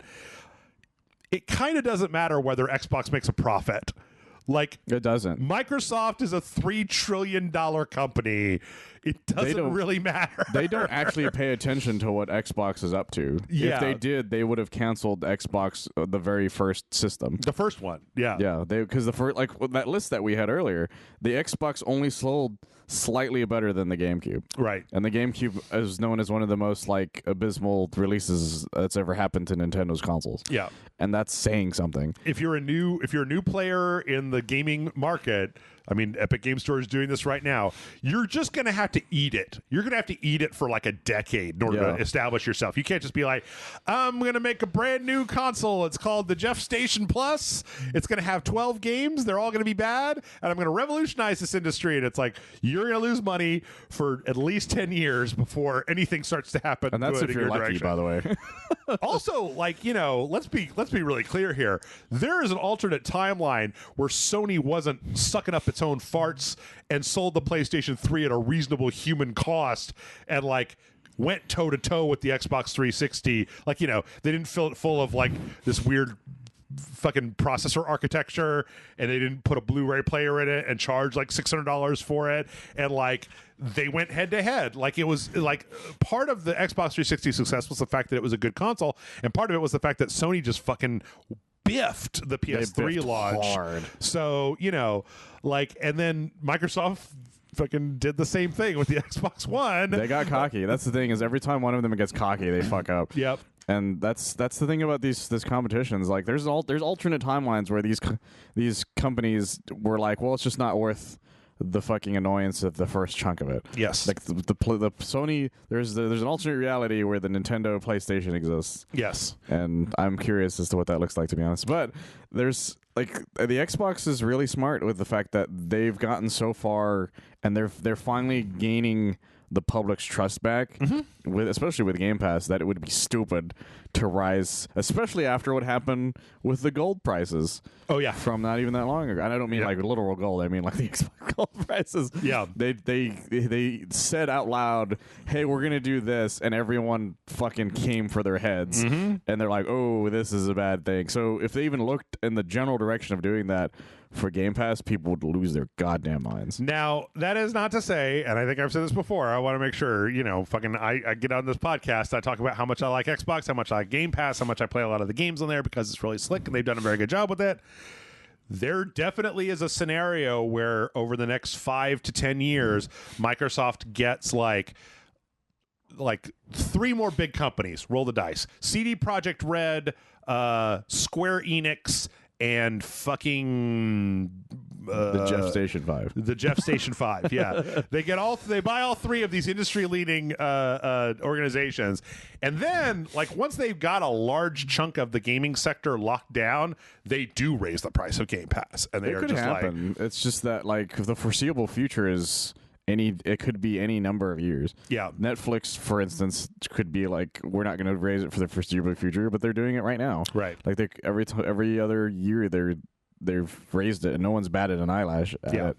And it could very easily happen to Game Pass. So the problem, problem it needs to establish itself long enough to be such a necessity in the gaming world for them to do that. And I don't even know. It's hard for me to envision a scenario where that happens because it's like, I mean, I guess it just depends on the number of. I start to wonder though, like, if Microsoft tried to acquire like Square Enix after this Activision thing within the next 2 years, if we already have the upcoming like DOJ. Like last week, it was announced that the Department of Justice is going to be like overseeing this merger, and there's probably a certain point where some U.S. lawmakers are like, no. We've seen this happen before. You can't buy every single game company, Microsoft. Like, you can't just own every game company and the hardware that sells them. We have a word for that. We've used it before, but who knows? Maybe specifically for you guys. Yes, exactly. Exactly. So, I don't know. I tend to, at this point, think that there hasn't been any indication. I still think that Xbox is trying to catch up to the PlayStation 4. They really did get trounced, and they biffed hard at the Xbox One. I just got to say this again. You guys love cable, right? What if we put a cable box attachment to your Xbox? Oh my God! What is wrong with you? Oh my God! Yeah, right when cable was on its way out, like the rise of streaming services, they're like, we're gonna build this whole fucking thing around voice activation and cable television, and it was just like, you want to do what it's now? Like, you want it to be your home media box. Yeah, it's like, but it's a gaming console. Yeah, like we don't really care about games. Is basically what they were saying out loud. Also, never forget that the Xbox may be very popular and may be neck and neck with Sony in the United States. It is straight up garbage in both Japan and Europe. Japan is a fucking Switch and PlayStation, and Europe is all about that PlayStation. So, like, that's the thing. Yeah, people forget that the Xbox doesn't actually do well outside of the US that well. Yeah, and the only reason the Xbox One X is doing okay is because they can't find enough PlayStations to buy. Right. It's literally the only reason right now. Series X? So it's the Series. Well, actually, even some with the One X. To be Series honest. S? But yeah, the only reason those are doing fine is because people can't find PlayStations right now. Yeah. This is another really weird one. Apparently, Platinum Games really wants to like get with Phil Spencer and restart Scalebound development. They should though, is the thing. Yeah. Apparently, they were speaking with IGN Japan and Atsushi Inaba, who's the studio president of Platinum Games, was like, said that they wanted to work on Scalebound again for a while. And he said, I want to appeal to Phil Spencer directly. Let's do it, Phil. And the thing is that, what was this? I love this quote where he's like, often in an interview, you might hear a developer politely saying, yes, if we had the opportunity, we'd love to do that again. But we don't really mean it that way. Both Kamiya and I are serious. We really would love to work on Scalebound again. I'd like to discuss it with Microsoft properly. I also think that this makes sense in that, like, the sheer amount of money that Microsoft is slushing around the industry right now, that it kind of seems like the sort of thing where you go back to Phil Spencer and be like, listen, I know we had problems with the development before, but we finished some projects.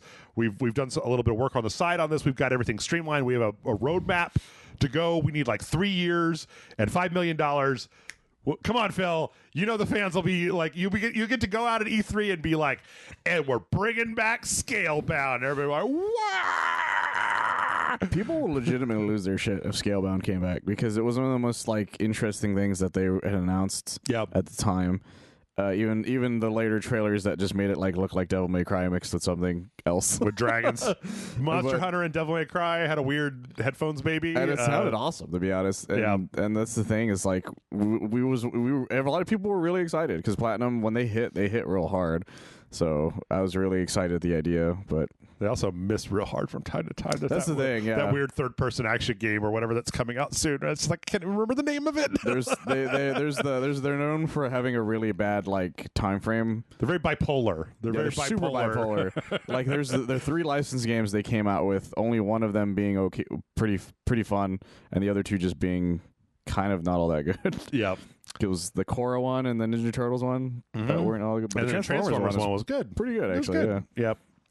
Yep. Let's see. In other development news, after years and years of rumors, there's a new post that came out on the Grand Theft Auto boards, whatever, somewhere. Rockstar's boards that basically says, this is the quote. With the unprecedented longevity of Grand Theft Auto 5, we know that many of you have been asking us about a new entry in the Grand Theft Auto series. With every new project we embark on, our goal is always to significantly move beyond what we have previously delivered, and we are pleased to confirm that active development for the next entry in the Grand Theft Auto series is well underway. We look forward to sharing more as soon as we are ready, so please stay tuned to the Rockstar Newswire for official details. I believe this is the first actual confirmation that there is a Grand Theft Auto. Well, the one thing that's pointed out is they didn't actually say Grand Theft Auto 6. No. They just said a new Grand Theft Auto game. I'm not entirely sure if I'm willing to go that far down the conspiracy hole. But for all we know, it's Grand Theft Auto 0.5 Intrigum or some shit. Right. Like some Kingdom Hearts nonsense. Super EX Turbo. The plus Gay-Tony edition. Platinum. But probably this is Grand Theft Auto 6. I'd hope so. I really do. I'm kind of sick of the Grand Theft Auto 5 at this point. Yeah. Well, it's interesting, too, because Dan Houser left the company, right? So it'll be the first Grand Theft Auto since Houser left. That's true. Also, this makes a certain amount of sense for why the remaster collection was outsourced and rushed and shitty because they weren't working on it, probably because they were working on something else instead, aka getting things going with Grand Theft Auto 6. I don't know. I mean, like I like Grand Theft Auto. I like the mainline entries. I have no interest whatsoever in the multiplayer, and I'm wondering. I still think Grand Theft Auto 5 holds up. Like I think it holds up better than Red Dead 2. It holds up really well because it's much more streamlined, and having the multiple characters doing very distinctly different things in the plot is much more interesting than Dutch just randomly saying shit constantly. Because my issue with my issue with Red Dead Redemption 2 is there's a lot of missions that are like, this is for so and so, and then Dutch just shows up and like pushes them out of the way, and he's like, I have a plan, right? And you're like, God damn it, I was really excited at the idea of doing a mission with this guy, and then Dutch is just like, you have to have faith, Arthur. Like every 20 seconds, you're like, oh my God, I'm so fucking sick of this. Also, the characters in Grand Theft Auto 5 are much less sad sacks and much more fun. You know? There's a lot more fun going on. Michael and Trevor and Franklin are all much more fun characters in their own individual storyline.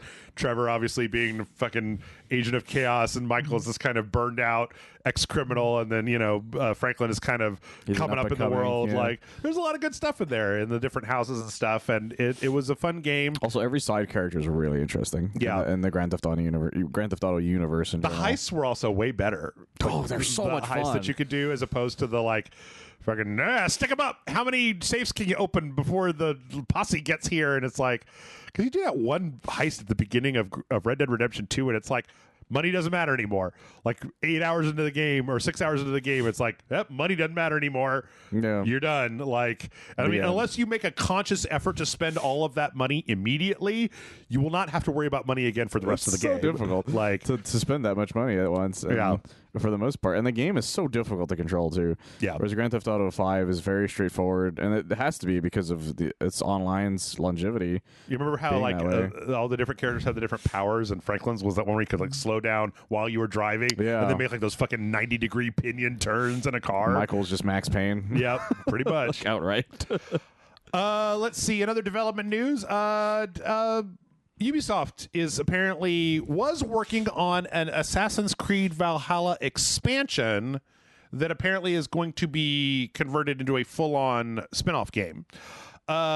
This may sound really weird to hear coming from Jeff from Rage Select, but this is more exciting to me than anything else that I've heard from Ubisoft in a while, because the fact that it was supposed to be an expansion that is being developed into a spin-off means it's probably not going to be fucking 160 hours long. Yeah, it'll probably be like 12 hours at most. Yeah. The last thing that they did that was like a spin-off that turned into its own game was fucking Immortals Phoenix Rising, which is the best thing that Ubisoft has put out in fucking years. Was that supposed to be a spin-off or an expansion or something? I thought it was supposed to be based on... I thought it was originally going to be tied into the Assassin's Creed Odyssey, right? Because they're both like Roman... but I don't know. I could be wrong about that. I remember it just being called Gods and Monsters originally, but I don't know. That's the thing. But the thing is, like, the last time we had something that also sort of turned out like this was a lot of people have a speculation that Miles Morales was supposed to just be an expansion, but it became a standalone game, and that wasn't super long either. So I'm hoping this will be good. This is going to be this is going to star Basim, who was an assassin in Assassin's Creed Valhalla.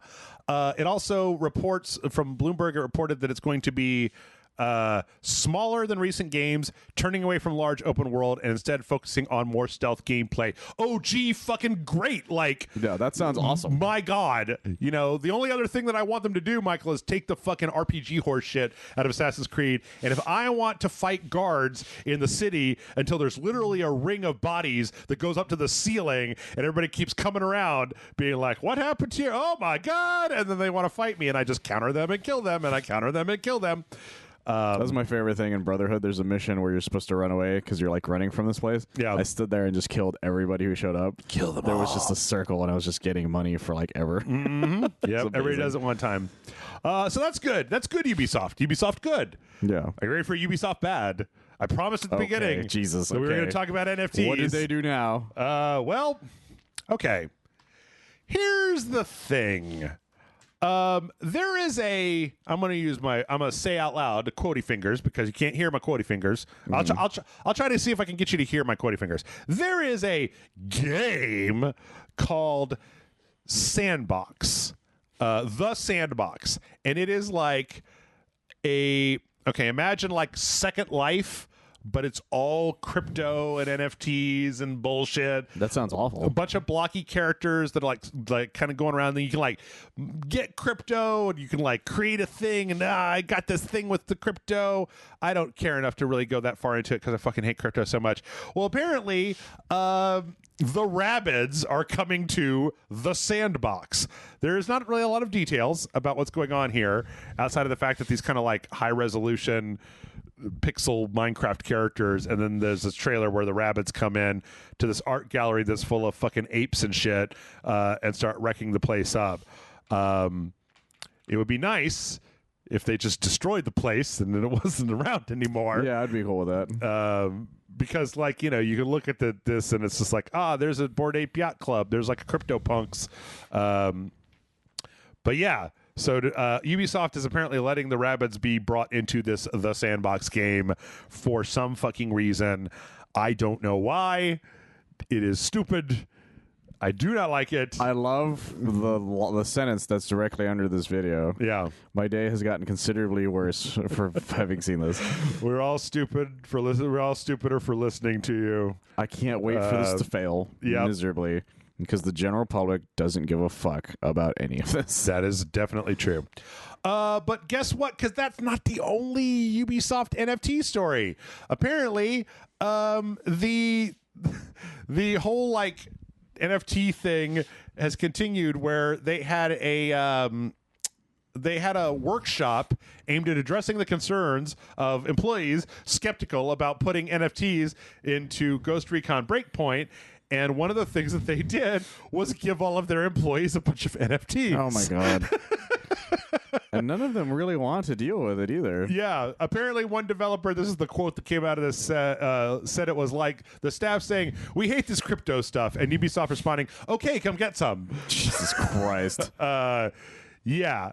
Apparently also they are sticking to that kind of quote that we had a few weeks back where it was like, I don't know if that was last week or the week before, where there was that interview with the guy from Ubisoft that was like, it's really hard when you got a new technology and the gamers are real loud and shitty about everything. And, they'll resist the future, but you just got to keep shoving it in their mouth until they're fucking like swallow it. And it's like, what? No, stop. That's so fucking stupid. But this is going to fail. Like, Ubisoft is just desperately trying to get as much money from these people who believe in this in a short period of time. Absolutely, 100%. The thing is that when crypto fails, it won't do anything to Ubisoft because all this was manufactured out of garbage nothing, right? They didn't do anything. No. Like, I figured it out last week, Michael. I figured it out. I'm going to say it again. If Ubisoft believed that cryptocurrency is the future of the internet, they would accept Bitcoin for their games instead of money. Like, if you could pay for the new Ubisoft game with 0.000001 Bitcoin or whatever. You could buy their games with NFTs. Yes. Like, just dumb shit like that. Like, they would be willing to put the money where their mouth is, but they're not. Yes. They're putting your money where their mouth is. The thing that's interesting is imagine Ubisoft, and it's like they've built an entirely separate add-on to the company that is made to deal with this bullshit. So when the whole market crashes and catches on fire, it'll be like this extra thing that gets caught on fire. None of this is going to affect the bottom line of the Assassin's Creed series. No. It's just going to be extra horse shit from people buying and selling Ghost Recon helmets with numbers on them. I'm very proud of the general public for immediately being like, this is the stupidest thing I've ever heard of. Yes. Immediately. Yes. I think that you all are doing a great job. I think it's nice when the internet finds a cause where we're all like, we all look at each other, we're like, it's okay to bully the shit out of these people, right? And they're like, yeah.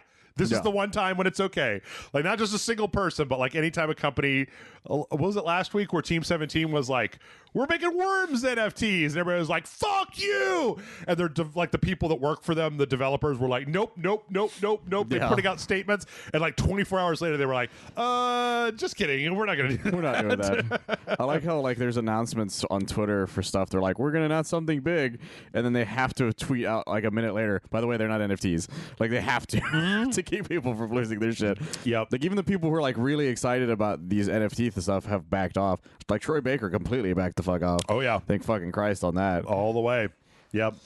Ubisoft they don't care. They don't fucking give a shit. They stopped caring a long time ago. That was the thing we keep mentioning about Ubisoft is that we stopped caring about Ubisoft a long time ago because they stopped caring a long time ago. Yep. Let's see. One more. We got one more. One more NFT story. One more NFT story. Last week, itch.io released a statement about their thoughts on NFTs on Twitter. And it said, a few have asked about our stance on NFTs. NFTs are a scam. If you think they're legitimately useful for anything other than the exploitation of creators, financial scams, and the destruction of the planet, then we ask that you please reevaluate your life choices. Peace. And that was their statement on NFTs. Good for you, itch.io. Good for you. You fucking didn't even sugarcoat that. Yep. You fucking went hard on that shit. Yep. So, which is good because itch.io would be potentially vulnerable as a place for people to put things to get people into this market. Yeah, absolutely. Which again is garbage. Thank fucking God. Yeah. If you like, I've gone past the NFTs directly into the full crypto thing where it's just like the NFTs only exist to get you into the crypto market. And I want you to ask yourself what you can buy with cryptocurrency. You can't buy anything outside of digital bullshit with cryptocurrency. Yeah.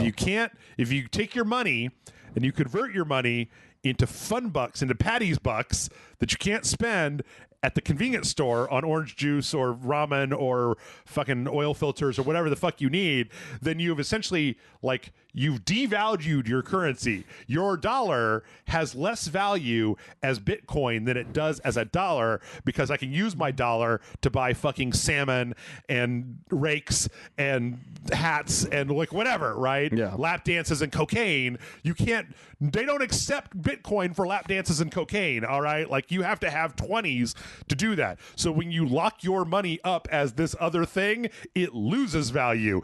The thing will tell you that it's gained a lot of value, but if you can't spend it and you can't get it out without finding somebody else stupid enough to give you the money that you can then take to the strip club, that it doesn't have value. So like that's what I want to say is I really liked the fucking brainwave of like, if these companies were serious about this being the future, they would accept Bitcoin for their goods and services, as opposed to making a secondary market that forces you to buy nonsense for Bitcoin. So boom.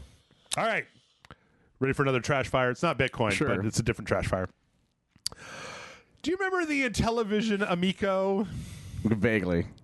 So I believe it was around, this is a very long article on Ars Technica called Intellivision Asks Fans for More Money, Reveals Massive Amico Debts. You should all go read it. What was it? Around 2018 or something like that. Tommy Talrico bought the rights to the Intellivision name. That's the name of a guy who clearly knows what he's talking about. Yes. Tommy Talrico bought the rights to the Intellivision name and then decided that he wanted to crowdfund a console called the Intellivision Amico. It was a lightweight console that the original Intellivision was the one where you put like the card in over the numpad, and then it had a little like circular disc at the bottom.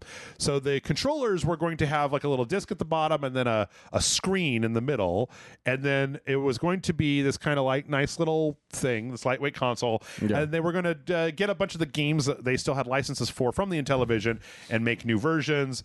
You know, just imagine like an Intellivision or such Atari 2600 games, but with modern graphics and, you know, lightweight stuff. Like there was one that was like a hearts game, and like it's supposed to be family, and you can like, you know, the controller's going to have motion control in them, so it's going to be kind of like a Ouya meets the Wii type of thing. Okay, I can see that. And then the other thing that they said was that a bunch of the games were supposed to be specific to this console. They were supposed to be console exclusive, so you couldn't play them anywhere else.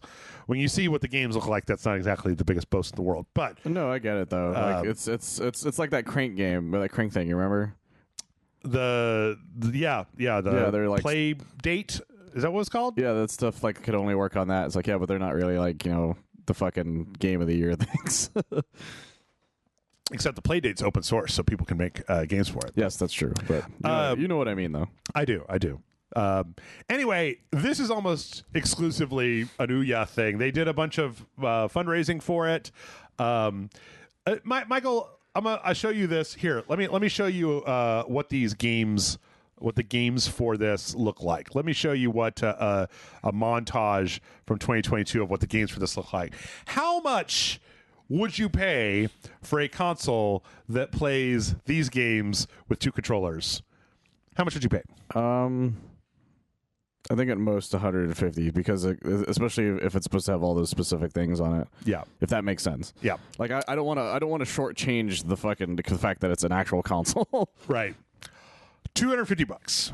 Okay, that is quite a bit still. Was what they were asking for. I mean, that's like, you know, $50 less than a Switch, right? So yeah, which like I get why they think somebody would want to pay something like that for an idea of like this. Yes, but it would need a lot of like games that would make more sense than what's on there currently. We don't have time to go into this too much, but basically what's happening right now is that they've started a fourth round of crowdfunding for $5 million. And if they do not reach something like that by July, they will be out of business. Oh, geez. Apparently they owe, or there's apparently because for this round of crowdfunding, they had to include an SEC filing that has like the risk factors involved with investing in this. Apparently they gave like $1.5 million to like a Chinese company to do like hardware development that appears to have just gone away. Oh my God. Part of this ask in this $5 million, there's a lot of things in here that say that it's possible that that console might never come out. It's possible it might come out, but it might be $350 instead of $250. It's possible the whole thing might actually... Wait a minute, I lied. There's a line in here. This article's so fucking long, but there's a line in here where they were like, it could become an NFT thing where you sell the games as NFTs. It's a failing company. No, it's absolutely a failing company. That is on its last legs, and if they don't get a huge cash infusion immediately, like one of the primary investors was supposed to get like $100 from every console sold until his primary investment was recaptured, but if they convert the project to not actually be a physical console, but instead like a service thing, then they don't have to pay him back because they're not actually selling any consoles. So this whole thing is shady as fuck. It's super shady just based on that. It was obviously mismanaged like hell. They moved from Maine to California, and they think that that's because California tends to side with, like, if you are a company that did crowdfunding and then you don't deliver on the product, California tends not to side on the side of the people who crowdfunded you who want their fucking money back. Yeah. That's why there's so many tech companies down there. Yeah. So, yeah. In between all of this, Tommy Tallarico stepped down as the CEO of Intellivision. He's going to be just like president and creative director, and they're putting a new guy in charge. I can't get over his name, Tommy Tallarico. He sounds like a fucking Scarface character. He sounds like a goddamn cartoon walrus or something. That's true, too, yeah.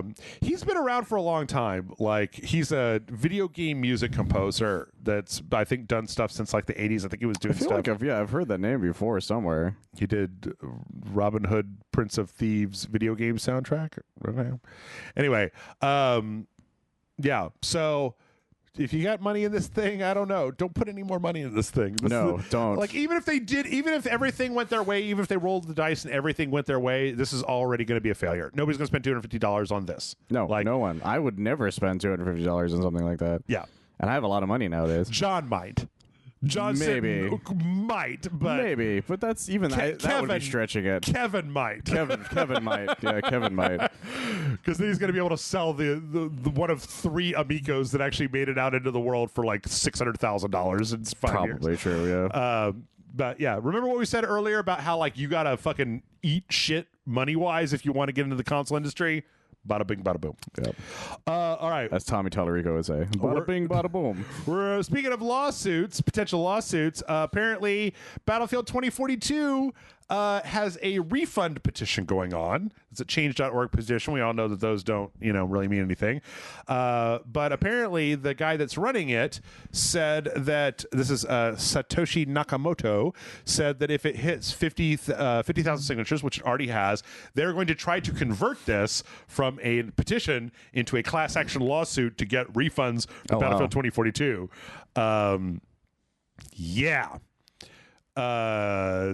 This is bad. Battlefield 24. I don't like, I talk about it every week, but I think it's kind of amazing that I don't ever hear anybody else, I feel like, talking about the fact that this is an unmitigated disaster. Like, it's really bad. Worse than most of the other ones. I know people keep saying, it's like, well, these Battlefield games always came out kind of buggy. He's like, no, this is a whole new level that no one even could have fathomed. Yeah. So who knows? I mean, I get the feeling this is just like, whoever this person is, they know a lawyer. That lawyer is like, oh man, I really want 50,000 plaintiffs and to go and try to take EA monies away from them. So they're excited. This is going to be a game changer for their career. Yeah. We also, that's not the only news we have. Also, Battlefield 2042's scoreboard implementation that was supposed to be coming out this month has been delayed until March. Oh my God. So you can't even get a scoreboard this month.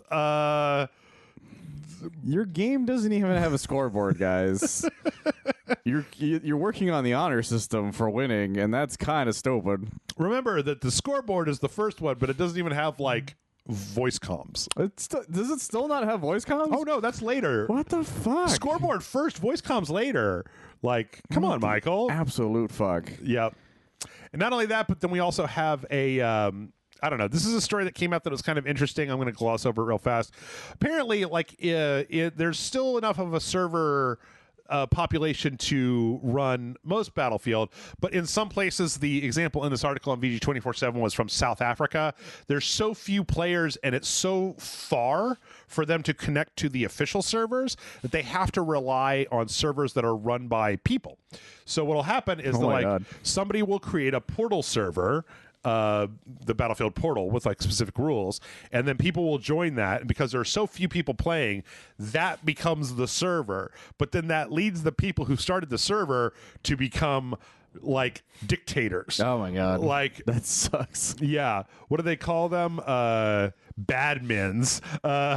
Apparently on this guy was talking about in this article, it was just like the server admin was banning anybody who cursed.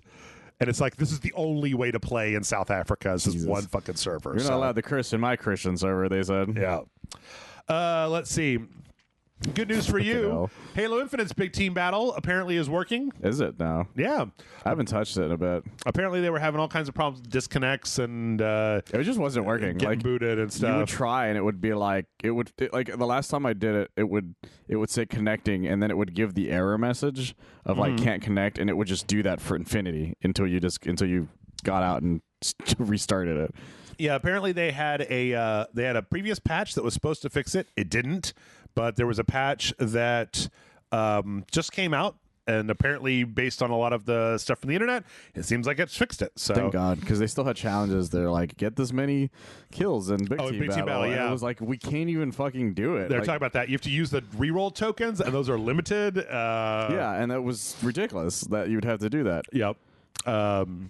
That was the mode we played when we played the beta, right? Exactly. And then it was in the beta, and everybody liked it, and then the full release version just didn't fucking work. Well, it did for a little bit, and then just one day it just stopped working. Okay. And then it was just really frustrating. Well, there you go. Because I played a lot of it when it first came out, and then one day I was just like, oh, this just doesn't fucking work. That's the mode that I would associate with Halo the most. It's like big scrum, It's great, vehicles, too. big maps, kind of thing. It's super hectic, which is one of the reasons I think it might have had some issues, but Yeah. even then, yeah. Let's see. The Dark Souls servers are still down, and there's a report from the guy that kind of found the initial exploit that they're pretty sure, based on what they've seen, that Elden Ring is running on the same netcode as Dark Souls. So it's very possible that that same exploit is going to affect Elden Ring that is affecting Dark Souls. Which has actually led to a statement by FromSoft saying that the Dark Souls servers will remain offline at least until after Elden Ring launches. Which is a while from now. 2 weeks. Is it 2 weeks from now? Yeah. That shit, I didn't even realize that. Next week is Horizon Forbidden West. Week after that is Elden Ring. Time flies, guys. Yeah, February, man. When you watch your coworkers get drunk in Cancun. Fucking February. Well, and the reason for this is actually relatively, I think this is pretty understandable, right? They have to run QA testing to make sure that this problem has been resolved. They can't QA test every single PC version of every single From Software game simultaneously and do a good job at it. And release a game. Elden Ring is coming out in 2 weeks. Dark Souls has been out for fucking 7 years, right? Like, you're going to prioritize the big game that's coming out that people are going to want to play online immediately, as opposed to, fucking years old games. Yeah, so people like killing each other with Guitar Hero controllers. Right. They're fine. Yeah. They have time. Yes. So, yeah, it makes a certain amount of sense to me. It kind of sucks. I mean, the console versions are still totally online because it's not a thing there. But so it's mostly a PC thing. Well, the only other thing is that according to this, the guy that found the initial hack, that actually did the hack on the Twitch streamer that brought this to people's attention, he found this months ago and emailed From Software with like a full QA report on how to reproduce it and where it was coming from and blah blah blah blah, and just like never heard anything. And he kept looking at the website, looking for status updates or anything. He didn't hear anything, and so finally he did the hack himself to be like, to prove a point. Look what can happen, and then they were like, "Oh, shut it down." So, I bet you it's since that original email is in some dude's email who hasn't looked at it in like months. Yeah. Speaking of crappy things online, Star Citizen, kind of what's the name we haven't heard in a while? Yeah, I haven't heard that name in a very, very long time. Kind of slammed on their fan base, which I don't think is a very good idea. That's a terrible idea. They're the only reason they still have money. Yeah. So apparently, they're borderline a scam. Apparently, Cloud Imperium Games instituted this new policy. This is the way they word it, 6 quarters ago, where they basically created like a big roadmap, right? That had a lot of different, not a roadmap. It was basically like a big list that they would update about things that they were working on and like directions and how close X thing was to being done. And what would happen was that they would have this big list full of different features and stuff, and they would feel like, oh, well, we need to push this back, or we need to cut this feature, we need to do whatever. And they would do that, and everybody would get real mad because they were like, oh, I was looking forward to that, even though it's like, this is game development, right? Yeah. Like, sometimes things get cut for time or because of technical reasons or whatever. So they last week decided to basically like remove that style of update and basically just update their community on whatever the next thing that is getting ready to come out for the game in the beta or whatever is. This is not unreasonable. That's not an unreasonable thing to do. But there's a part of their press release. Let's see. Here, I'll just read it. In hindsight, after living with the new public roadmap for the past 6 quarters, we've come to realize that this was a mistake. It put too much attention on features that had a high probability of shifting around. It has become abundantly clear to us that despite our best efforts to communicate the fluidity of development and how features marked as tentative should sincerely not be relied on, the general focus of many of our passionate players has continued to lead them to interpret anything on the release view as a promise. We want to acknowledge that not all of you saw it that way. Many took our new focus and our words to heart and understood exactly what they're trying to convey. And then here's the thing. But there still remains a very loud contingent of roadmap watchers who see projections as promises, and their continued noise every time we shift deliverables has become a distraction both internally at CIG and within our community, as well as prospective Star Citizen fans watching from the sidelines at our open development communications. Yeah, you did this. Like you did this to yourselves. You should have seen this coming. Like, I don't know why this would be a surprise. You've been making this game for a bajillion years, guys. Yeah, you should have seen this coming. Yes. So I don't know. Not the best. Also, it's pretty telling that like apparently the thing is that they were more mad because of this like prospective Star Citizen fans, right? They're trying to MLM more people into money, right? And they're worried that they won't want to. And honestly, they shouldn't at this point because it's been 1 billion fucking years. Do you know how much money they got? Like almost $500 million. Yeah, $400 million. That is far beyond the development budget of a video game. Of anything. What was even the one for? I think the biggest one was Grand Theft Auto 5's recently, and that one was pretty high up there. Oh, the development cost? Yeah, and it wasn't even close to that still. I remember it being like 50 million or something like that. That's a lot of money. Like $400 million is a lot of fucking money. It is. And I remember Grand Theft Auto 5 as being really high, and then luckily they've made all of that back in spades. Yeah. Thanks to everything else that's going on. I remember it being one of the biggest like things at the time. $265 million. Okay, cool. Was Grand Theft Auto 5, but that's still not even, Yeah. Grand Theft Auto 5 is out. Like, it is out. It exists and in the world. They've made quadruple that amount. Yes. Whereas Star Citizen, they're probably still keeping afloat based on just people giving them money for ships that don't exist yet. Yep. All right. You remember we talked a long time ago about how there was that artist that put out it was an artist in the 90s that put out a CD full of like surfaces and textures. Oh, that's right. Like a lot of them seem to show up in Resident Evil games, like including like the logo for 4 or like, the Resident Evil remake, and how the artist was like, yeah, that's not cool. All that shit's copyrighted, guys. Yeah. So apparently their lawyer, they have settled. The lawsuit has been dropped. All right, cool. There is no information about what happened.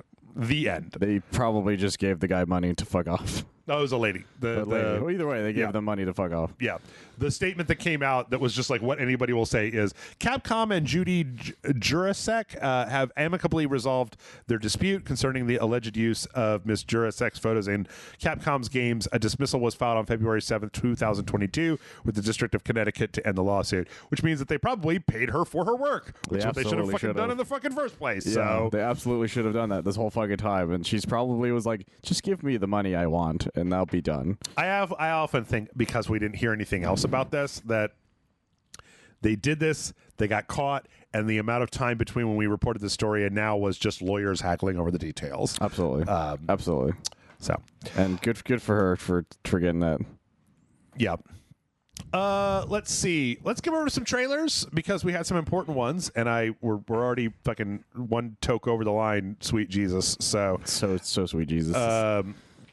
Let's see. Let me open all of these. And the first one was The Wolf Among Us 2. I forgot that was happening still. Yep, we got our first teaser for The Wolf Among Us 2. It's funny how I think it just looks better, like sharper and clearer than the first one. it's kind of a nice little vignette of Bigby Wolf going into this like fucked up rundown apartment to cuff some folks, and it turns out that it's it's Dorothy, the Scarecrow, and the Tin Man. Oh, Jesus. And then like the Scarecrow and the Tin Man fucking try to beat up Bigby Wolf, which I never played the first Fables. I didn't either, but it was at that point where Telltale games were all kind of the same. Yeah. And I just didn't really care. Their motions were always like they were very rough at that point, because it was obvious that they were cutting a lot of corners because they were running out of money. And so I think that's one of the reasons this looks so good, because everything is so much more fluid than it has been in a long time. Yeah, the animation quality looks better. Just the lighting, all the lighting and stuff looks better. Yeah. But yeah, I like this. I like Fables all right. I'm just not as big a fan as everybody else, but it's a fun idea that can be really cool when done really correctly. Yeah. And they're still making some stuff now. There's a Batman crossover currently going on. With Fables? Yeah. Huh. I think it's just called Big B versus Batman or something like that, or Big Bad Wolf versus Batman. Cool. Something like that. It's currently on like issue 3 or something. Yeah, Cowardly Lion isn't in here anywhere. I guess he was too scared. Probably. He's hiding in the bathroom. Yeah, looks good. Let's see. From there, we got a pre-order trailer for the Evil Dead game. I put this in here for Michael because Michael likes the Evil Dead game. I like Evil Dead a lot, and I like, as much as I don't like the idea of like multiplayer stuff, I still want to try this. And you know, a good friend of ours, Robert Luke, is also a giant Evil Dead fan, and he's going to buy it. So if I'm able to, I'll play it with him. Yeah, because I think the both of us will have a lot of fun with it. Just everyone wants to be Ash, right? Who wants to be not Ash? Yeah, everyone's going to want to be Ash. That's the thing. And there's a lot of outfits for Ash for the pre-order version. So. Oh yeah, the S-Mart and the Medieval Knight. Like those are the two best ones. Those are the ones everybody's going to want. Like, yeah, exactly. So. And the special edition is supposed to have a very specific outfit for him as well. Cool. I think it's called the Savini Ash, I think is the name of it. It's like a design by him. Oh, okay. So apparently they made one for the last game they did. So. All right. We'll see how it goes. We got a trailer for Atomic Heart. Did you get a chance to watch this one, Michael? I did not. Atomic Heart is like way up at the top of my list. It's Russian BioShock is what it is. Like, I remember the first trailer for this. Yeah. I remember, and we were all really interested in it, and the song I remember being really cool. Yeah, it's like this weird fucking future, and this guy has like a thing in his hand that gives him powers, and then the robots start killing everybody. And so there's like a kind of a whole gameplay montage of the main character like blasting on people with one hand and like using this superpowers with the other hand. It's so weird. You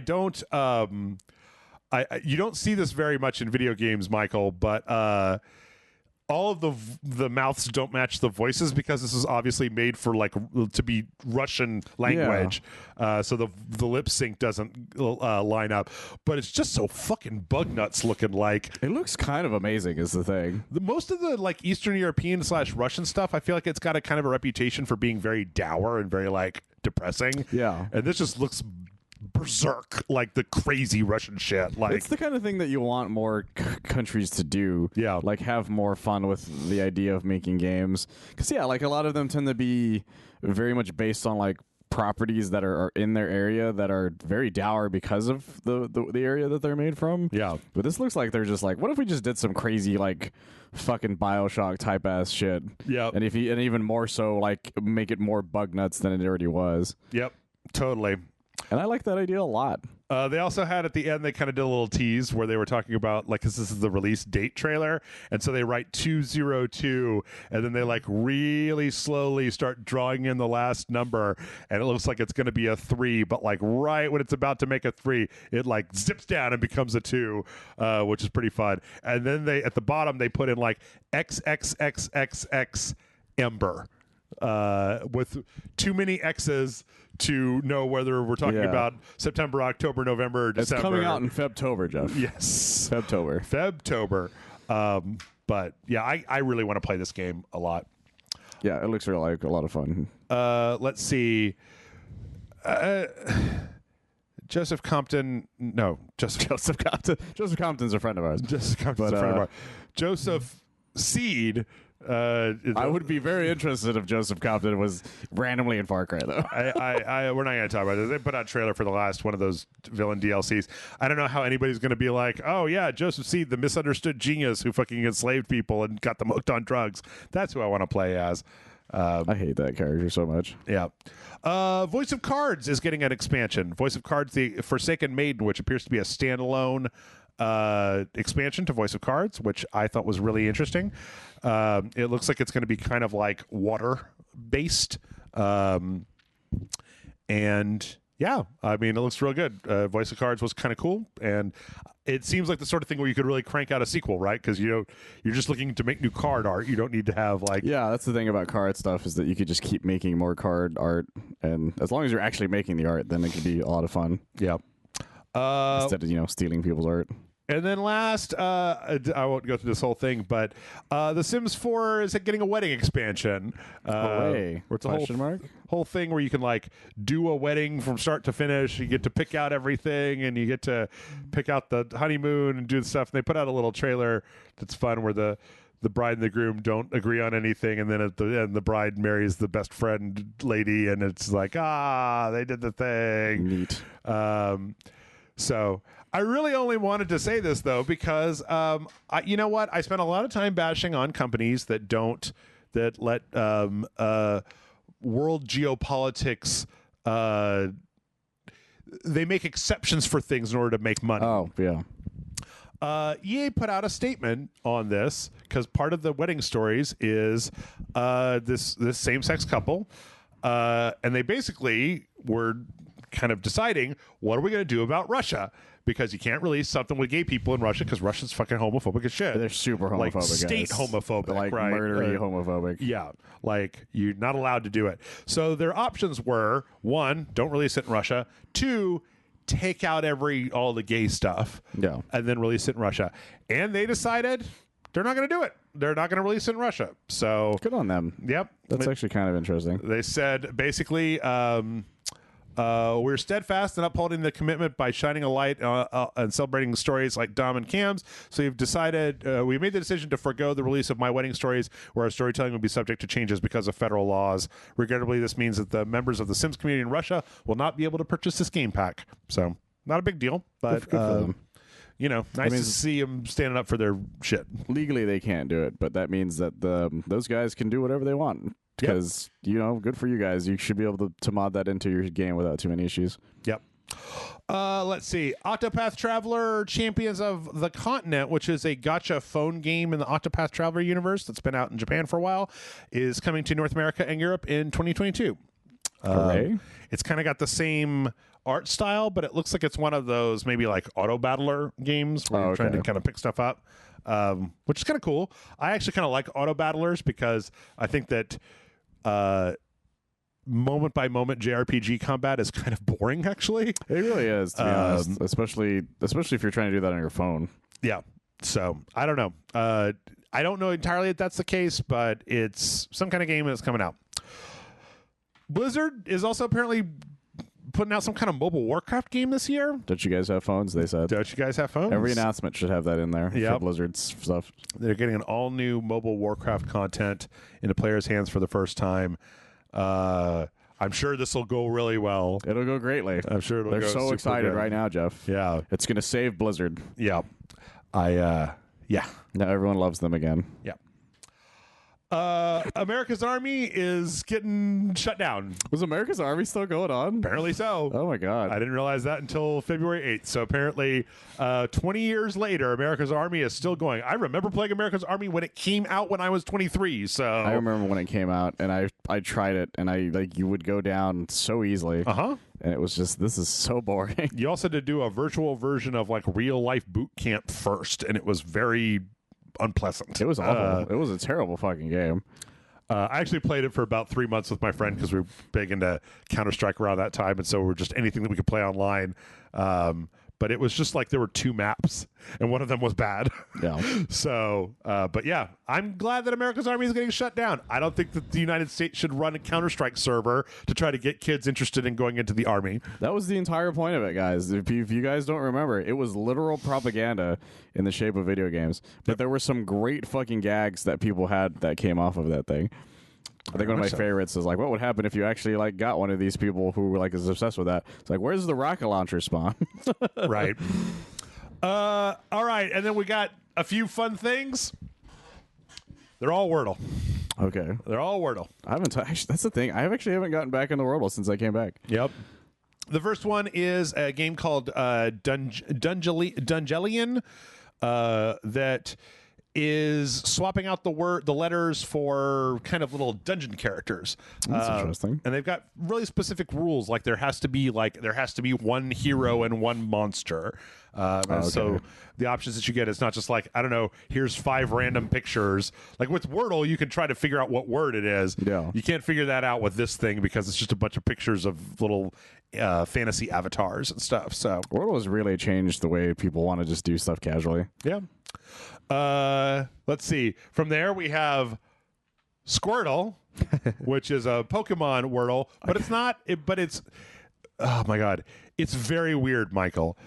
Because it's not just like Wordle. You type in a Pokemon name, right? And then there are 5 fields. It's not pick the Pokemon name. It's which generation, which type. There's 2 type fields. So type 1, type 2. It's height, it's weight. So I tried playing it. I put in Pikachu. So this says the generation was too low. The type 1 was incorrect. Type 2 was correct. It only has 1 type. The height was correct. So whatever Pokemon it is 0.4 meters, the same as Pikachu. And its weight was too low. And that is for some serious Pokemon fan shit, though. Fuck yes! If you play this game without a Wikipedia open, you have a ball. That's so awesome. That's crazy. That's so specific. Yeah, but kind of amazing. Yep. Let's see. Reggie Fils-Aimé tried out Wordle. He got it in 2 tries. He tweeted his response, and he said, "Had to try it. Done, not my jam." And I get it, will though. not be playing any more Wordle. I do think that if you get Wordle on the second try, your first time, probably go out on a high note. That's fair. That's fair. I still don't know how some of these people are getting it on the first try. Grant said I think he got on the first try either yesterday or today. I don't know. Something like that. I'm squinting my eyes in an unbelieving fashion. And last but not least, somebody was trapped inside on a rainy day and basically created a Wordle for the Game Boy. A port of Wordle to the Game Boy. That's kind of cool, actually. Yeah, this is a ROM that they made called Stack Smash. No, the hacker is called Stack Smashing, and it's basically a ROM of Wordle that works on a Game Boy. It doesn't have the vocabulary of actual Wordle because the Kart on the Game Boy is literally not big enough to hold the entire word set. And apparently it does have a fair degree of error, but if you put it on a programmable Game Boy cartridge, you can literally put it into an old Game Boy and play Wordle on the Game Boy. That's pretty cool. I love the internet for being able to make weird shit like that. Me too. I like the internet because it makes weird shit like our podcast, which is done. Yes. Holy goddamn. So much podcast, guys. So much podcast. Actually, it was about the size of a regular podcast. To be honest with you. We were about 1 hour at the beginning. We're about an hour and 8 minutes. We're not even like at the 2.5 hour mark. We skipped a good chunk of stuff too, as well. Yeah, it's just real late. Is the thing. There's still trailers coming out even now. There was a new Ninja Turtles trailer for that game that for love of God, they've not fucking put a release date out for some reason. Have they not yet? Yeah, for Shredder's Revenge. They're just constantly like, it's probably 2022, baby. Yeah. So, yeah. Splinter's going to be in the game. That's all I'll say. Oh, yeah. Which is kind of cool. We'll probably come back to it next week. And that's it. Michael, tell them where they can find you. Where can they find you? Find me on oneofus.net. We just released the review for Death on the Nile. The one from Murderville should be up pretty soon as well. Which I just realized are both murder mystery things, so that's kind of fun. But yeah, we also do a lot of other movie television reviews, so you should find some other stuff on there as well. Okay, that's it. We're done. The tea, it didn't do anything, Michael. It just made me stick to my stomach. So you're not going to sleep tonight, though, is the issue. Now I'm not going to sleep, and I'm going to be sick. I don't know. This podcast is over, man. Podcast is over.